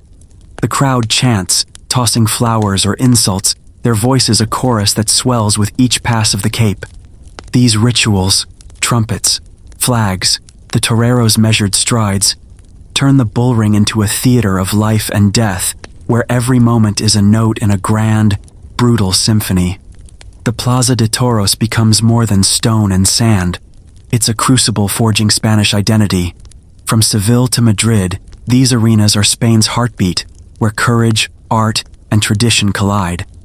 Villagers and city folk alike pack the stands, united by the toreros' dance and the bull's raw power.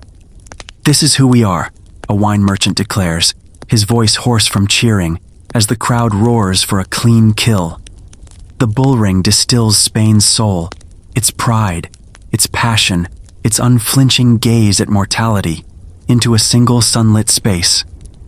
As the plazas rise, they cement bullfighting's place in the nation's story, a legacy that calls for deeper reflection on its cultural weight, where the torero and bull become symbols of a people's enduring spirit. In the sun-drenched arenas of Spain, bullfighting stands as a living tapestry, weaving together the threads of Roman spectacle, Moorish elegance, and Christian zeal into a ritual that defines the nation's soul. The Plaza de Toros, with its echoing stone arches, channels the grandeur of Rome's Venaciones, where beasts clashed for glory. Moorish riders' graceful furusilla lingers in the torero's flowing cape, while the Reconquista's fervor burns in the crowd's roars, as if each bullfight is a triumph over chaos. It's all of us, our past, our fire, a Seville tavern keeper declares, raising his glass as a matador's name ripples through the crowd. This fusion, raw and refined, makes bullfighting more than a sport. It's a mirror of Spain's layered history, pulsing with its heartbeat. The matador, glittering in his traje de luces, is no mere fighter, but a stylized hero, facing death with a grace that borders on the divine. As Juan steps into the ring, his cape a crimson arc, he dances with a bull whose horns promise oblivion, his every move a poem of courage. The crowd holds its breath, watching him pivot inches from disaster, his calm defiance a nod to knights and martyrs. He's staring death in the face and smiling, a young woman whispers, her eyes locked on Juan's steady gaze. The matador's art isn't just skill, it's a performance of Spain's fatalistic spirit, where beauty and mortality entwine, each pass of the cape a brushstroke on the canvas of life. Bullfighting is a ritual, a sacred act where courage meets artistry in a sunlit crucible. The trumpets blare, the crowd's chants, the bull's thundering charge, all weave a ceremony that's as much about facing fear as it is about victory. It's not the kill that defines it, but the dance, the matador's precise steps, the bull's raw power, the shared risk that binds them. "This is our truth. Life's fleeting, so make it beautiful," an old man murmurs, his hands worn from decades of cheering. The arena becomes Spain's confessional, where the crowd confronts mortality through the matador's bravery. Their roars a hymn to resilience and grace under pressure. This tradition, rooted in medieval dust, endures as a cornerstone of Spanish identity, its legacy echoing through centuries. From Roman arenas to village squares to grand plazas, bullfighting carries the weight of history, its rituals a bridge to a past where men faced beasts to prove their worth. Even as modern voices question its brutality, its pull remains, drawing crowds to honor a heritage forged in blood and beauty. "It's who we are, for better or worse," a matador says, wiping sweat from his brow after a fight. Across the sea, another ancient tradition thrives in medieval Ireland, where hospitality laws wove a different kind of cultural thread, binding communities not through combat, but through generosity and honor in the halls of chieftains. In the misty hills of medieval Ireland, a weary traveler trudges through rain-soaked paths, his cloak heavy as he knocks on the oaken door of a Gaelic chieftain's hall. The firelight spills out as the door creaks open, and without a word, the household welcomes him, offering a seat by the hearth, a bowl of steaming stew, and a dry bed. This isn't mere kindness. It's law, etched into the heart of Gaelic society. The traveler, whether merchant or bard, expects this shelter, his knock a claim as old as the hills. "A stranger's no burden when the fire's warm," the chieftain's wife says, stirring the pot, her smile a mix of duty and pride. In Ireland's clan-driven world, hospitality isn't optional. It's a sacred bond that holds the community together. The Bran laws, Ireland's ancient legal code, spell it out clearly. Every household, from a farmer's hut to a chieftain's stone-walled rath, must offer food, shelter, and protection to travelers. These laws, passed down by Brehons, learned judges, demand that hosts provide a meal of bread, meat, or porridge, a place to sleep, and safety from harm. A chieftain might serve mead and roasted boar to a high-ranking guest, while a farmer offers cheese and a straw pallet, but the principle is the same. No one is turned away. "The law says feed him, or you feed trouble," a Brehon mutters, settling a dispute over a refused guest. This obligation weaves a network of trust across Ireland's scattered clans, ensuring no one wanders hungry or unprotected. Refusing hospitality carries a steep price, as the Bran laws don't take kindly to stinginess. A host who shuts their door faces fines, paid in cattle or silver, or worse, public disgrace, a stain that lingers like damp in a thatched roof. In a village near Tara, a farmer named Seamus learns this the hard way, turning away a soaked bard only to find himself summoned before the clan. "Your hearth's cold, and so's your honor," the Brehon declares, as neighbors whisper, and Seamus hands over 2 cows to settle the debt. The shame cuts deeper than the fine, his name now a cautionary tale swapped over ale. Hospitality isn't just law, it's a measure of character, and failing it risks unraveling the social fabric. In Ireland's clan-based society, hospitality is the glue that binds scattered families into a nation. Clans rely on these exchanges, shelter today, loyalty tomorrow, to forge alliances and settle feuds. A chieftain's generous table might win a rival's oath, while a farmer's open door ensures travelers spread his clan's good name. "A full belly makes a loyal friend," a bard sings, strumming his harp by the fire, his words echoing the truth that hospitality is power. This duty, rooted in honor, elevates every hearth into a stage where Ireland's values, generosity, trust, community, are performed nightly. Yet this simple act of welcome rests on a broader, intricate system of Bran laws, a web of rules that governs everything from land to justice, holding Ireland's clans together with a precision as sharp as any torero's cape. In the flickering glow of a chieftain's hall, Brehon jurists, their cloaks heavy with the weight of ancient wisdom, recite the intricate rules of Ireland's hospitality code, their voices steady as if chanting a sacred hymn. These learned judges, keepers of the Brehon laws commit every detail to memory, a feat as daunting as carving stone with words. The laws, passed down through generations, are a living archive governing not just land or kin, but the sacred act of welcoming a stranger. A guest's right is our law's heart, an old Brehon named Cormac intones, his eyes sharp as he trains a young apprentice, the firelight dancing on their faces. The rigor of these memorized codes, etched in their minds like runes, binds Ireland's scattered clans into a single honorable thread.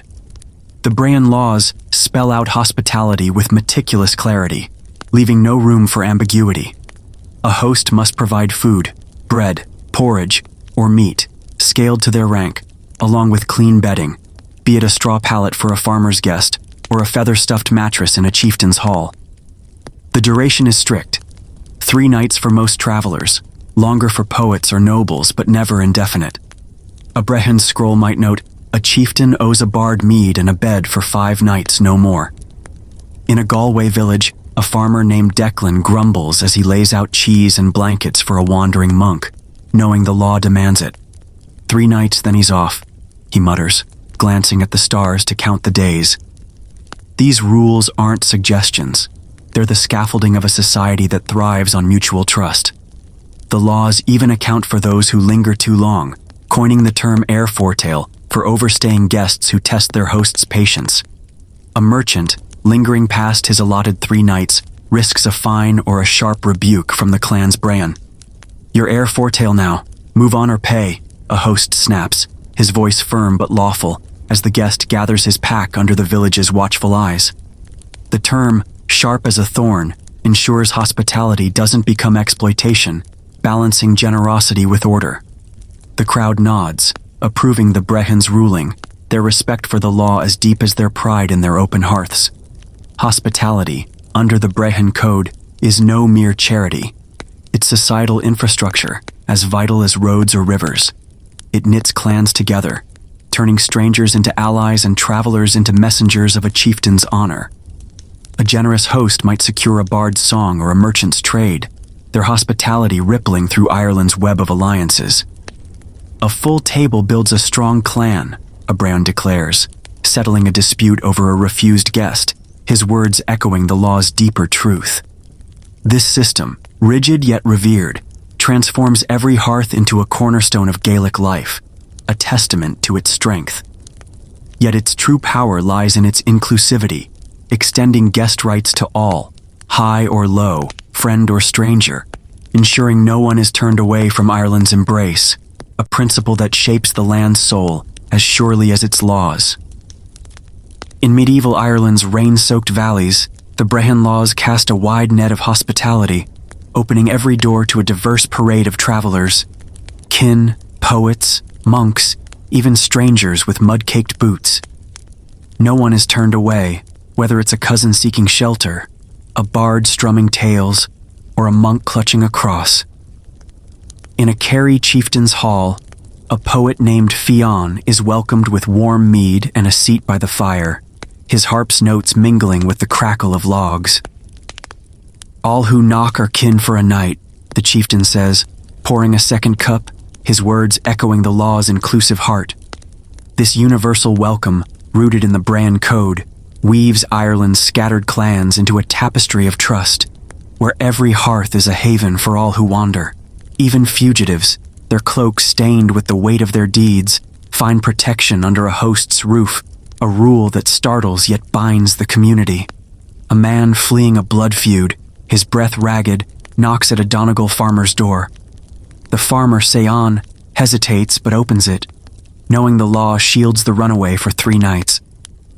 "You're safe here, but don't linger," he warns, his voice low as he sets out bread and ale. The Brehon laws demand this sanctuary, no questions asked, turning homes into temporary refuges where even the hunted can breathe. The village whispers, some in awe, others uneasy, but the law holds firm, its inclusivity a shield that protects the vulnerable, tying society together through shared honor. Guests, however, aren't free to exploit this generosity. The Brehon code balances rights with duties. Travelers must show respect, mind their manners, honor the host's hearth, and leave when their time is up. A monk overstaying his welcome in a Galway hut earns a sharp glance from the hostess, who mutters, "The law gives you 3 nights, not a home." Guests are expected to depart promptly, their gratitude shown through good behavior, or, for bards, a song praising the host's name. "Sing well or don't come back," a chieftain jests to a poet, his smile warm but firm. These obligations ensure hospitality remains a mutual pact, not a one-sided burden, preserving the delicate equilibrium of Gaelic life. This balance of rights and responsibilities is the law's genius, a dance of give and take that strengthens Ireland's soul. Hosts offer food and safety, but guests repay with respect, their timely exit a nod to the system's fairness. A breach, rudeness, or lingering could bring fines or shame, as a brehon might rule against a guest who insults his host's stew. "Rights come with chains," a brehon declares, settling a dispute over a guest's sharp tongue, his words a reminder that hospitality is a contract, not charity. This inclusive embrace, tempered by duty, makes every meal a ritual of connection, setting the stage for the intricate specifics of feeding guests, where the Bréan laws ensure every bowl and loaf carries the weight of Ireland's communal honor. In medieval Ireland's firelit halls, the Bran laws elevate feeding a guest into a ritual as sacred as a chieftain's oath, demanding that every traveler be fed promptly and generously. The moment a stranger crosses the threshold, be it a bard, monk, or weary merchant, the host must offer food, no questions asked, as if the law itself stands at the hearth. The code is precise. A meal must be served swiftly, its quality tied to the host's rank, whether a noble's feast or a farmer's humble spread. "A guest's hunger shames us all," a Bréan named Cormac declares, his voice firm as he settles a dispute over a delayed supper. This mandate, woven into Ireland's legal fabric, transforms every bowl of stew into a testament of honor, binding host and guest in a shared act of trust. The offerings vary by status, but the intent remains universal. In a chieftain's stone-walled rath, a poet like Fionn is greeted with frothy mead and roasted boar, the table groaning under platters of bread and honey. "Eat, sing, and honor us," the chieftain's wife says, pouring mead with a smile that carries the weight of law. In a farmer's thatched hut, a wandering monk receives simpler fare, cheese, oatcakes, and a cup of buttermilk, but it's given with the same solemnity, each morsel a nod to the Bran code. "It's what we have, and it's yours," the farmer mutters, slicing a wedge of cheese, his pride in meeting the law's demand as fierce as any noble's. Every meal, grand or modest, is a ritual, a legal act that stitches Ireland's clans together. Shared meals carry a deeper symbolism, sealing alliances as surely as a signed pact.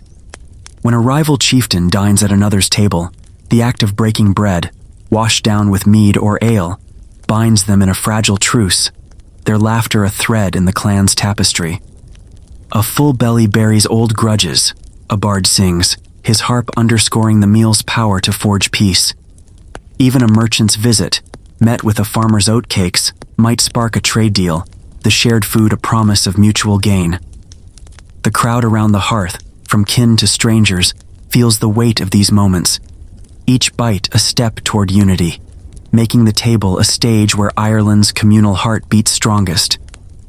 Failing this duty invites harsh consequences, as the Bréan laws guard hospitality with a sharp edge.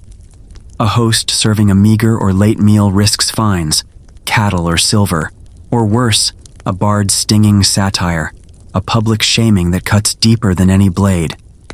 In a Cork village, a stingy host named Declan, who offered a guest only stale bread, faces a Bréan's ruling: pay a cow or hear your name mocked in song. The village chuckles as a bard crafts a verse about Declan's dry crust, his disgrace a warning to others. This legal weight ensures every meal is a ritual of care, setting the stage for the host's broader role, protecting their guests, a duty as binding as the food they share, rooted in the same fierce honor that defines Gaelic life. In medieval Ireland's firelit halls, the Bréan laws cast the host as a guardian, their home a fortress where guests are sacred, shielded from harm as fiercely as kin. When a fugitive, breathless and cloaked, knocks at a chieftain's door in Donegal. The host, Brendan, ushers him inside, barring the entrance as pursuers' shouts echo outside. "You're safe here," Brendan whispers, his voice steady despite the torches flickering beyond his walls. The Brean Code demands this protection, declaring a guest untouchable under the host's roof, no matter their crime. To betray this duty is to invite disgrace, and Brendan stands firm, his hand on his dagger, knowing the law holds him as accountable as a warrior on a battlefield. The prohibition of gossip or insult within a host's walls is just as strict, turning every hearth into a sanctuary of respect. A wandering bard, welcome to a farmer's hut in Galway, strums his harp, safe from slights. When a neighbor sneers at the bard's tattered cloak, the host, Sion, cuts in sharply, "No barbs under my roof, or you'll answer to the Breon." The Breon laws forbid hosts or their kin from mocking or slandering a guest, ensuring the hearth remains a haven of dignity. The room falls silent, the neighbor's face reddening, as the bard nods gratefully, his song a quiet thanks. This rule weaves trust into every meal, making the home a refuge where words are as guarded as swords. Proper bedding, too, is a legal necessity, not a mere courtesy. The Bran Code mandates a guest be given a place near the hearth, warm, clean, and safe, whether it's a noble's feather mattress or a farmer's straw pallet. In a Cork chieftain's hall, a monk is offered a wool-stuffed bed by the fire, its glow a shield against the night's chill. "Sleep close to the embers, holy man," the chieftain's wife says, spreading a blanket with care, her act as much law as kindness. A host failing to provide this comfort risks a fine or a Brean's scorn, their negligence a crack in the clan's honor. The guest's rest, guarded by the hearth's warmth, becomes a symbol of Ireland's unwavering hospitality. The guest's inviolability is the law's heart, holding hosts liable for any harm that befalls those under their roof. If a traveler is attacked or robbed while sheltered, the host pays the price: cattle, silver, or their reputation. "Your guest is your oath," a Bran declares, ruling on a case where a merchant was mugged outside a neglectful host's door. The host, shamed, hands over a cow, his neighbors whispering as the law's weight settles. This sacred duty, heavy with moral responsibility, ensures every guest is a treasure, their safety, a host's pride. Yet, even this protection has limits, defined by the Brean Code's 3 nights rule, where hospitality's embrace is generous but timed, balancing generosity with order in Ireland's tightly knit world. In medieval Ireland, the Brean laws weave a delicate balance into the fabric of hospitality, decreeing that every guest, be they bard, monk, or fugitive, is entitled to 3 nights of free food, shelter, and protection, after which they must depart. This rule, as clear as a chieftain's oath, ensures generosity doesn't buckle under endless demands. In a Limerick farmer's hut, a wandering merchant named Colum is fed oatcakes and ale, his straw bed warmed by the hearth for 3 nights. On the 4th morning, the farmer, Sion, nods politely but firmly. "Law says 3 nights, friend. Time to move on." The merchant gathers his pack, knowing the rule is non-negotiable, a cornerstone of Gaelic life that keeps hearths open but not overrun. Exceptions exist, carved into the law with practical mercy. If illness strikes or a storm howls, the 3-night limit stretches, as no host would cast out a guest to face fever or flood. In a Galway chieftain's hall, a poet named Fionn, pale with a sudden cough, is allowed to linger beyond his allotted time. "Stay till you're strong," the chieftain's wife insists, brewing herb tea as the rain batters the roof, her kindness backed by the Brean Code. The law allows such extensions, recognizing nature's unpredictability, but it's a rare grace, noted carefully by the host's kin to ensure no one exploits the loophole. The law bends for storms, not laziness, a Brehan mutters, eyeing a guest who lingers suspiciously long. Overstaying without cause, however, invites swift consequences. The Brehan laws label such guests air foretail, a term sharp with disapproval, and hosts can demand fines, cattle or silver, or evict the lingerer with the clan's backing. In a Cork village, a merchant overstays his welcome, lounging past 3 nights with no excuse. Pay a calf or leave by dusk, the host snaps, backed by a brehon's ruling as neighbors gather, their whispers a warning. The merchant slinks off, his pack heavy with shame, the law's firm hand ensuring hospitality remains a gift, not a burden. These penalties, though stern, protect the system, keeping it sustainable for all who knock. The 3 nights rule strikes a balance between boundless kindness and practical limits, a legal dance that sustains Ireland's communal heart. It ensures every traveler finds refuge, 3 nights to rest, eat, and feel human, while guarding hosts from exploitation. 3 nights fills the belly but keeps the hearth ours, a brand named Cormac says, settling a dispute over a guest's lingering. This balance is the law's genius, making hospitality a shared duty that strengthens clans without draining them. It's a rhythm as old as Ireland's hills, paving the way for specialized Bruden hospitality houses, where professional hosts elevate this duty into a public institution, offering food and shelter to all under the Brehon Code's watchful eye.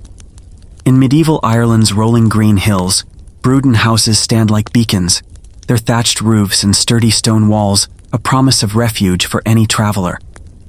Run by nobles trained as brew guide, professional hosts, these grand halls are more than homes. They're vibrant hubs where the Brehan law's hospitality mandate blooms into a spectacle of communal warmth. A weary bard, his cloak sodden from rain, steps into a Bruden near Tara, greeted by the scent of roasting venison and the glow of a massive hearth. "Welcome, wanderer.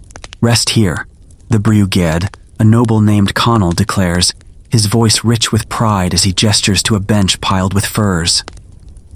These houses, open to all, are Ireland's beating heart, where strangers become guests under the law's sacred code. The welcome in a Bruden is lavish, a ritual of generosity that sets it apart from humble huts.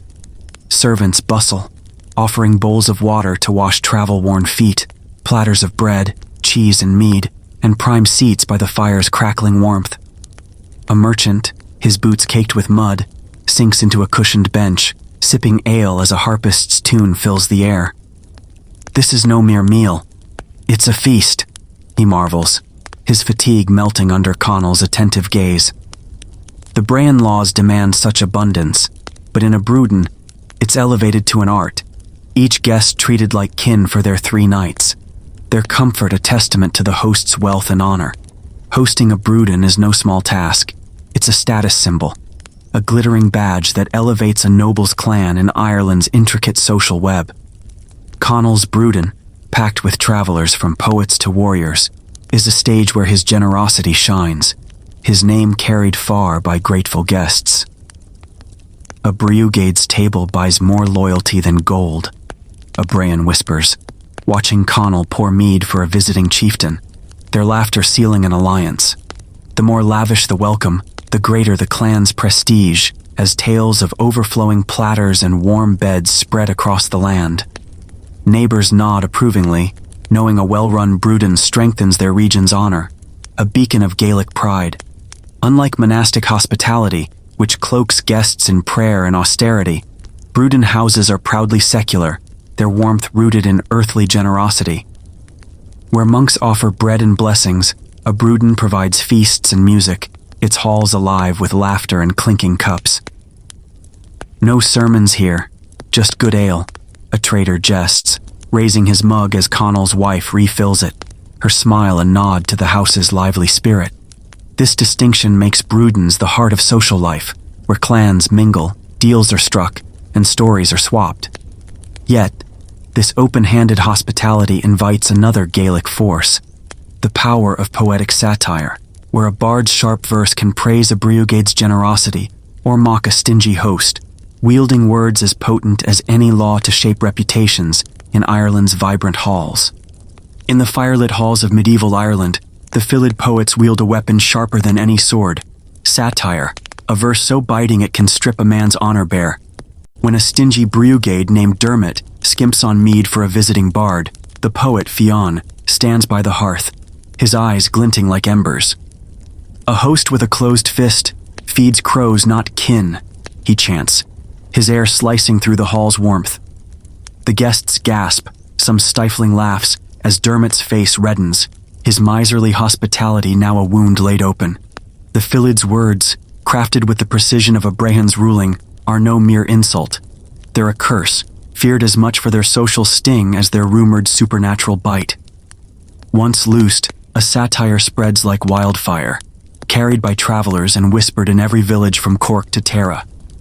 Fionn's verse about Dermot's greed leaps from Brewdon to Tavern, each retelling twisting the knife deeper.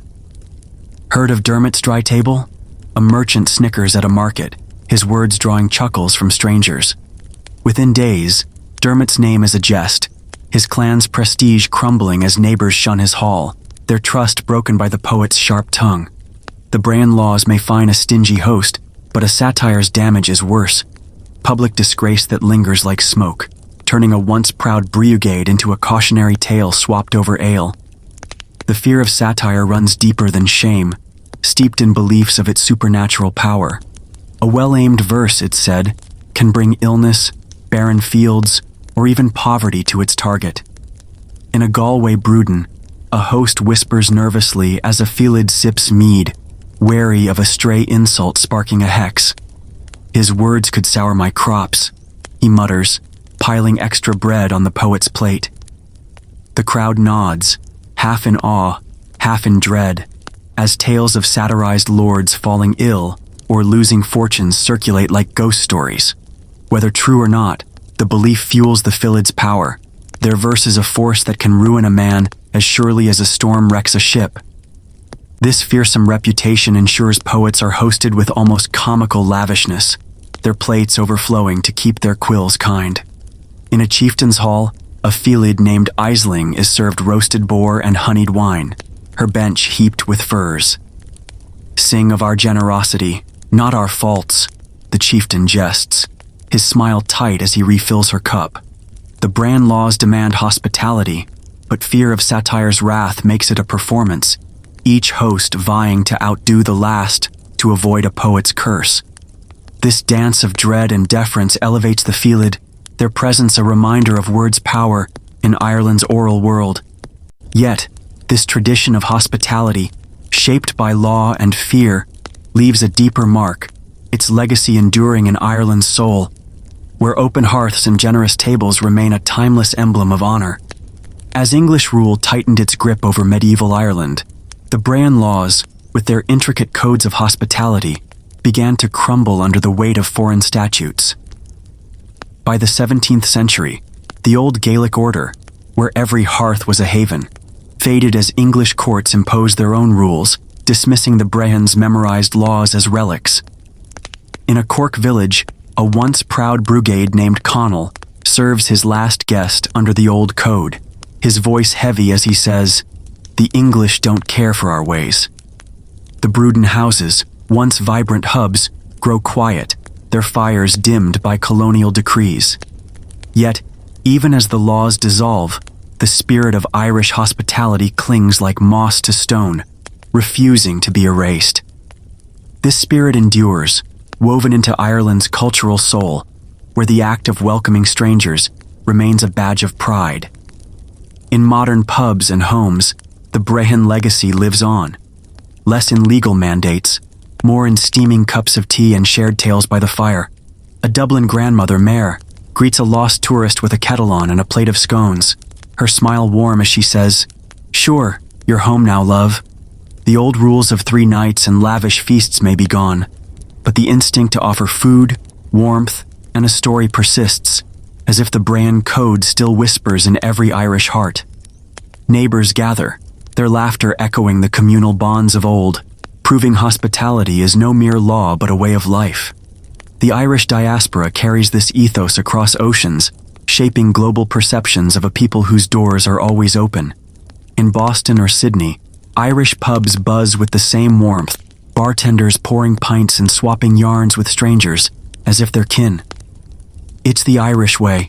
Nobody's a stranger for long, a New York publican says, sliding a Guinness to a newcomer.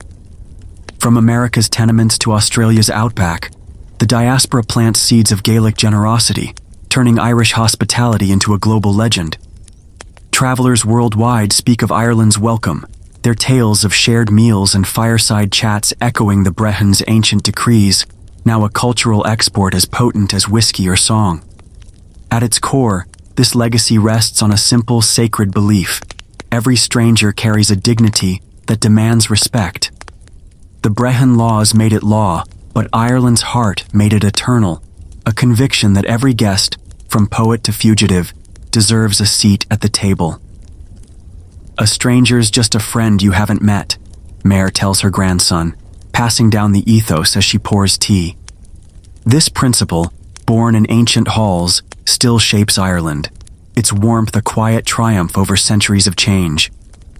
As the world shifts, Ireland's hospitality remains a beacon, a reminder that human connection, forged in generosity, outlasts empires.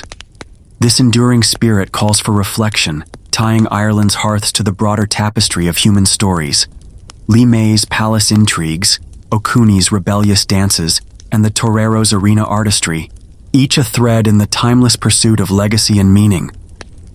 Across the tapestry of human history, individual stories, each vibrant, distinct, interweave to form a collective legacy that pulses with shared dreams and struggles. In the gilded halls of an ancient Chinese palace, concubines like Li-Mei navigated a treacherous world, their beauty and wit their only weapons. Li-Mei's whispered gossip, her peacock fan, her calculated poems were acts of survival, each move a bid to etch her name into a court that forgets the fallen.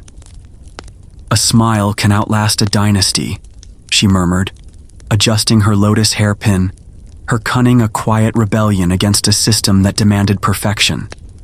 Their lives, though fleeting, wove a thread of resilience, their stories whispered long after their silk robes faded. On Kyoto's Kamo River, Okuni's kabuki danced defiance into existence, a shrine maiden's bold steps shattering the chains of tradition. Her satirical gestures and blended costumes mocked priests and nobles, sparking a revolution that burned through bans and censorship. "Let them try to silence me," she laughed, twirling in men's hakama, her stage a rebellion against restraint. From riverbank to grand theaters, her art birthed onagata and tachiaku, its vibrant legacy enduring in modern Japan, a testament to the power of creativity to outwit oppression.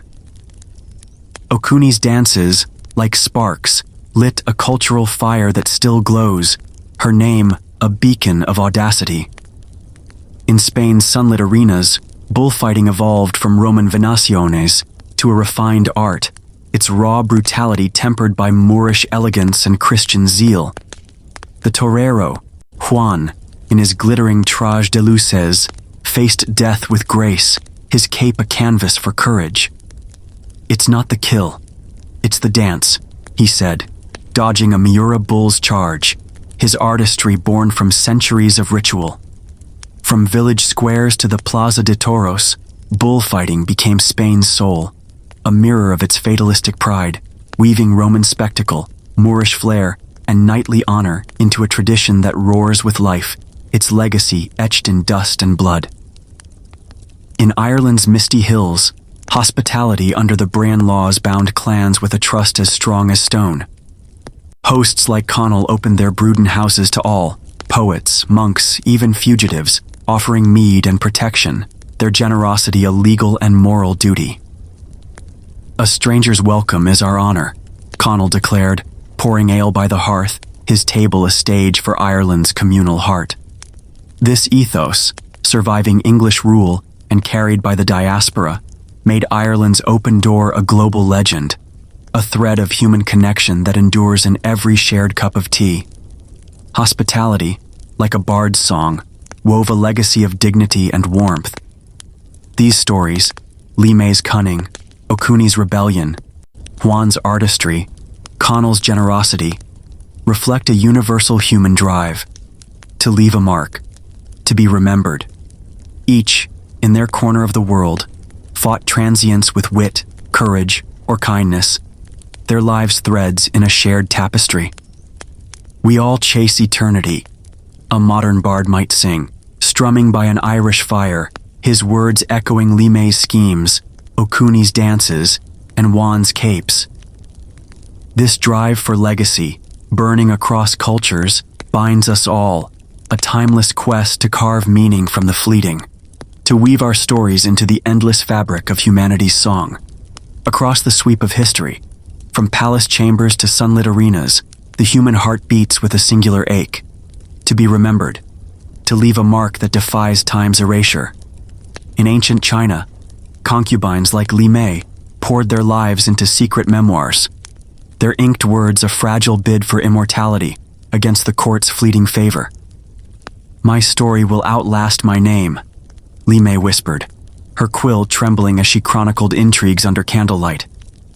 In Japan, kabuki stars, like Okuni and Danjuro, carved their fame into Edo's stages, their bold poses and painted faces immortalized in yakushoi prints, each performance a shout against oblivion. In Spain, toreros like Juan faced death in the Plaza de Toros, their glittering capes weaving tales of courage that echoed beyond the bullring's dust. "A good past lives forever," Juan said, bowing to a roaring crowd, his traje de luces a beacon of his fleeting glory. Each culture, in its own way, crafted stories to endure beyond the lives that shaped them. Ireland's Brehon laws turned hospitality into a legacy of generosity, its Brewden houses and poets' songs binding clans in tales of open hearths. "A guest's gratitude is our eternity," a Brugid named Conall declared, his table a stage for stories that traveled with every traveler. Kabuki's Onagata and Tachiyaku wove satire and beauty into performances that outlived shogunate bands, their art a rebellion that still dances in modern theaters. Bullfighting's rituals, rooted in Roman and Moorish threads, became Spain's soul, its arenas a canvas where toreros painted myths that linger in tavern songs. These acts, memoirs, dances, capes, feasts, were deliberate, each a brick laid in the edifice of memory, a refusal to let time win. The audience then and now is the keeper of these flames. In Edo, crowds cheered Danjuro's stomping heroes, their coins and shouts turning actors into legends. In Seville, villagers roared for Juan's graceful passes, their applause etching his name into history. Irish bards sang of generous hosts, their verses carried by listeners across hills and centuries. Today we, readers, theatergoers, travelers, hold this power, breathing life into these tales by retelling them, by marveling at a kabuki print or a matador statue. "We make them live again," a Dublin storyteller says, spinning a yarn of ancient hospitality to a rapt pub crowd, his words a bridge to the past. The audience's role is sacred, their memory the soil where legacies grow. This shared human desire to be remembered unites these stories across continents and eras. Whether through a concubine's scroll, a torero's daring, a poet's satire, or a host's open door, each sought to leave a ripple in time's river. "We all want to be more than dust," a modern poet muses, her words echoing Li-Mei's, Okuni's, Juan's and Conall's unspoken hopes. This universal quest binds us, a thread of longing that stitches humanity together.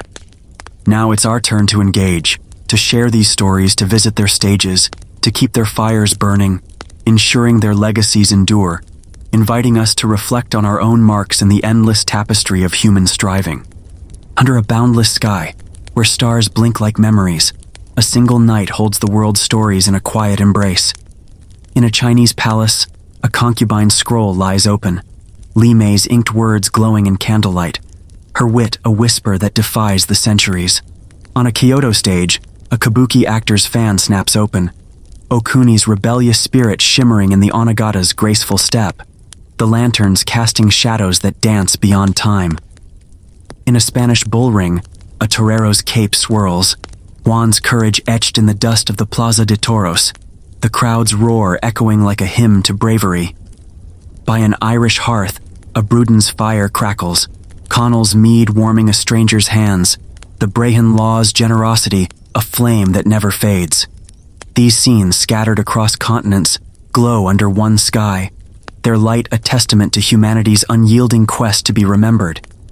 These stories, Li-Mei's cunning, Okuni's defiance, Juan's artistry, Conall's welcome, are threads in a vast tapestry, woven from the dreams and struggles of countless lives.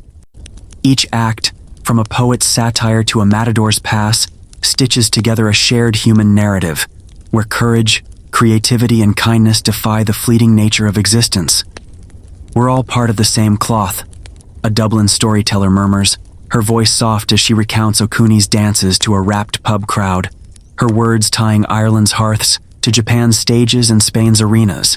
This tapestry, vibrant and intricate, holds the weight of history, its patterns revealing the universal longing to leave a mark, to connect across time and place. You, the audience, are the keepers of this weave. Your heart's the looms where these tales endure. Carry Li-Mei's scroll in your thoughts. Let Okuni's fan flutter in your imagination. Cheer Juan's cape in your dreams, and warm your hands by Conall's fire. Share these stories, over coffee in classrooms under starlit skies, for each retelling is a spark that keeps their legacies alive. Tell them again so they live, a Seville elder says, his eyes bright as he speaks of toreros to his grandchildren. Your voice, your wonder, your curiosity are the threads that bind these stories to the future, ensuring they glow for generations yet to come. In the quiet awe of this moment, keep exploring history's hidden corners, where unsung heroes and forgotten rebels wait to be found. Seek the next scroll, the next stage, the next arena, the next hearth, each a treasure waiting to deepen our shared tapestry. There's always another story, a bard whispers, his harp humming as the fire dies down. With gratitude for these tales of concubines, dancers, toreros, and hosts, we close, but only for now, the promise of future stories lingering like stars just beyond the horizon, ready to light the way forward. As we stand at the crossroads of time, the stories of concubines, kabuki actors, toreros, and Irish hosts ripple through history, their echoes shaping worlds as surely as wind carves stone. Li-Mei, in her Chinese palace, wove survival from wit, her secret scrolls defying the emperor's fleeting gaze. Okuni, on Kyoto's riverbank, danced rebellion into kabuki, her bold steps mocking tradition to birth a lasting art. Juan, in Spain's sunlit arenas, faced death with a torero's grace, his cape painting courage into the dust. Conall, by his Irish hearth, opened his bruden to strangers, his hospitality a law that bound clans in trust. Each fought time in their own way, a modern storyteller muses, her voice soft in a Dublin pub, her words tying these lives to a shared human pulse. Their struggles and triumphs are mirrors, reflecting the resilience that defines us all. Li-Mei's whispered schemes, outwitting rivals in a cutthroat court, echo our own battles to be seen. Okuni's defiance, blending costumes to challenge norms, speaks to our hunger for freedom. Juan's dance with a bull's horns, unflinching in the face of death, mirrors our courage under pressure. Conall's open door, offering mead to strangers, reflects our instinct to connect, to build community against isolation. We're not so different, a Seville elder says, recounting a matador's tale to wide-eyed children, his words a bridge from past to present. Their lives, though distant, show humanity's core, grit, creativity, and the will to endure, no matter the stage.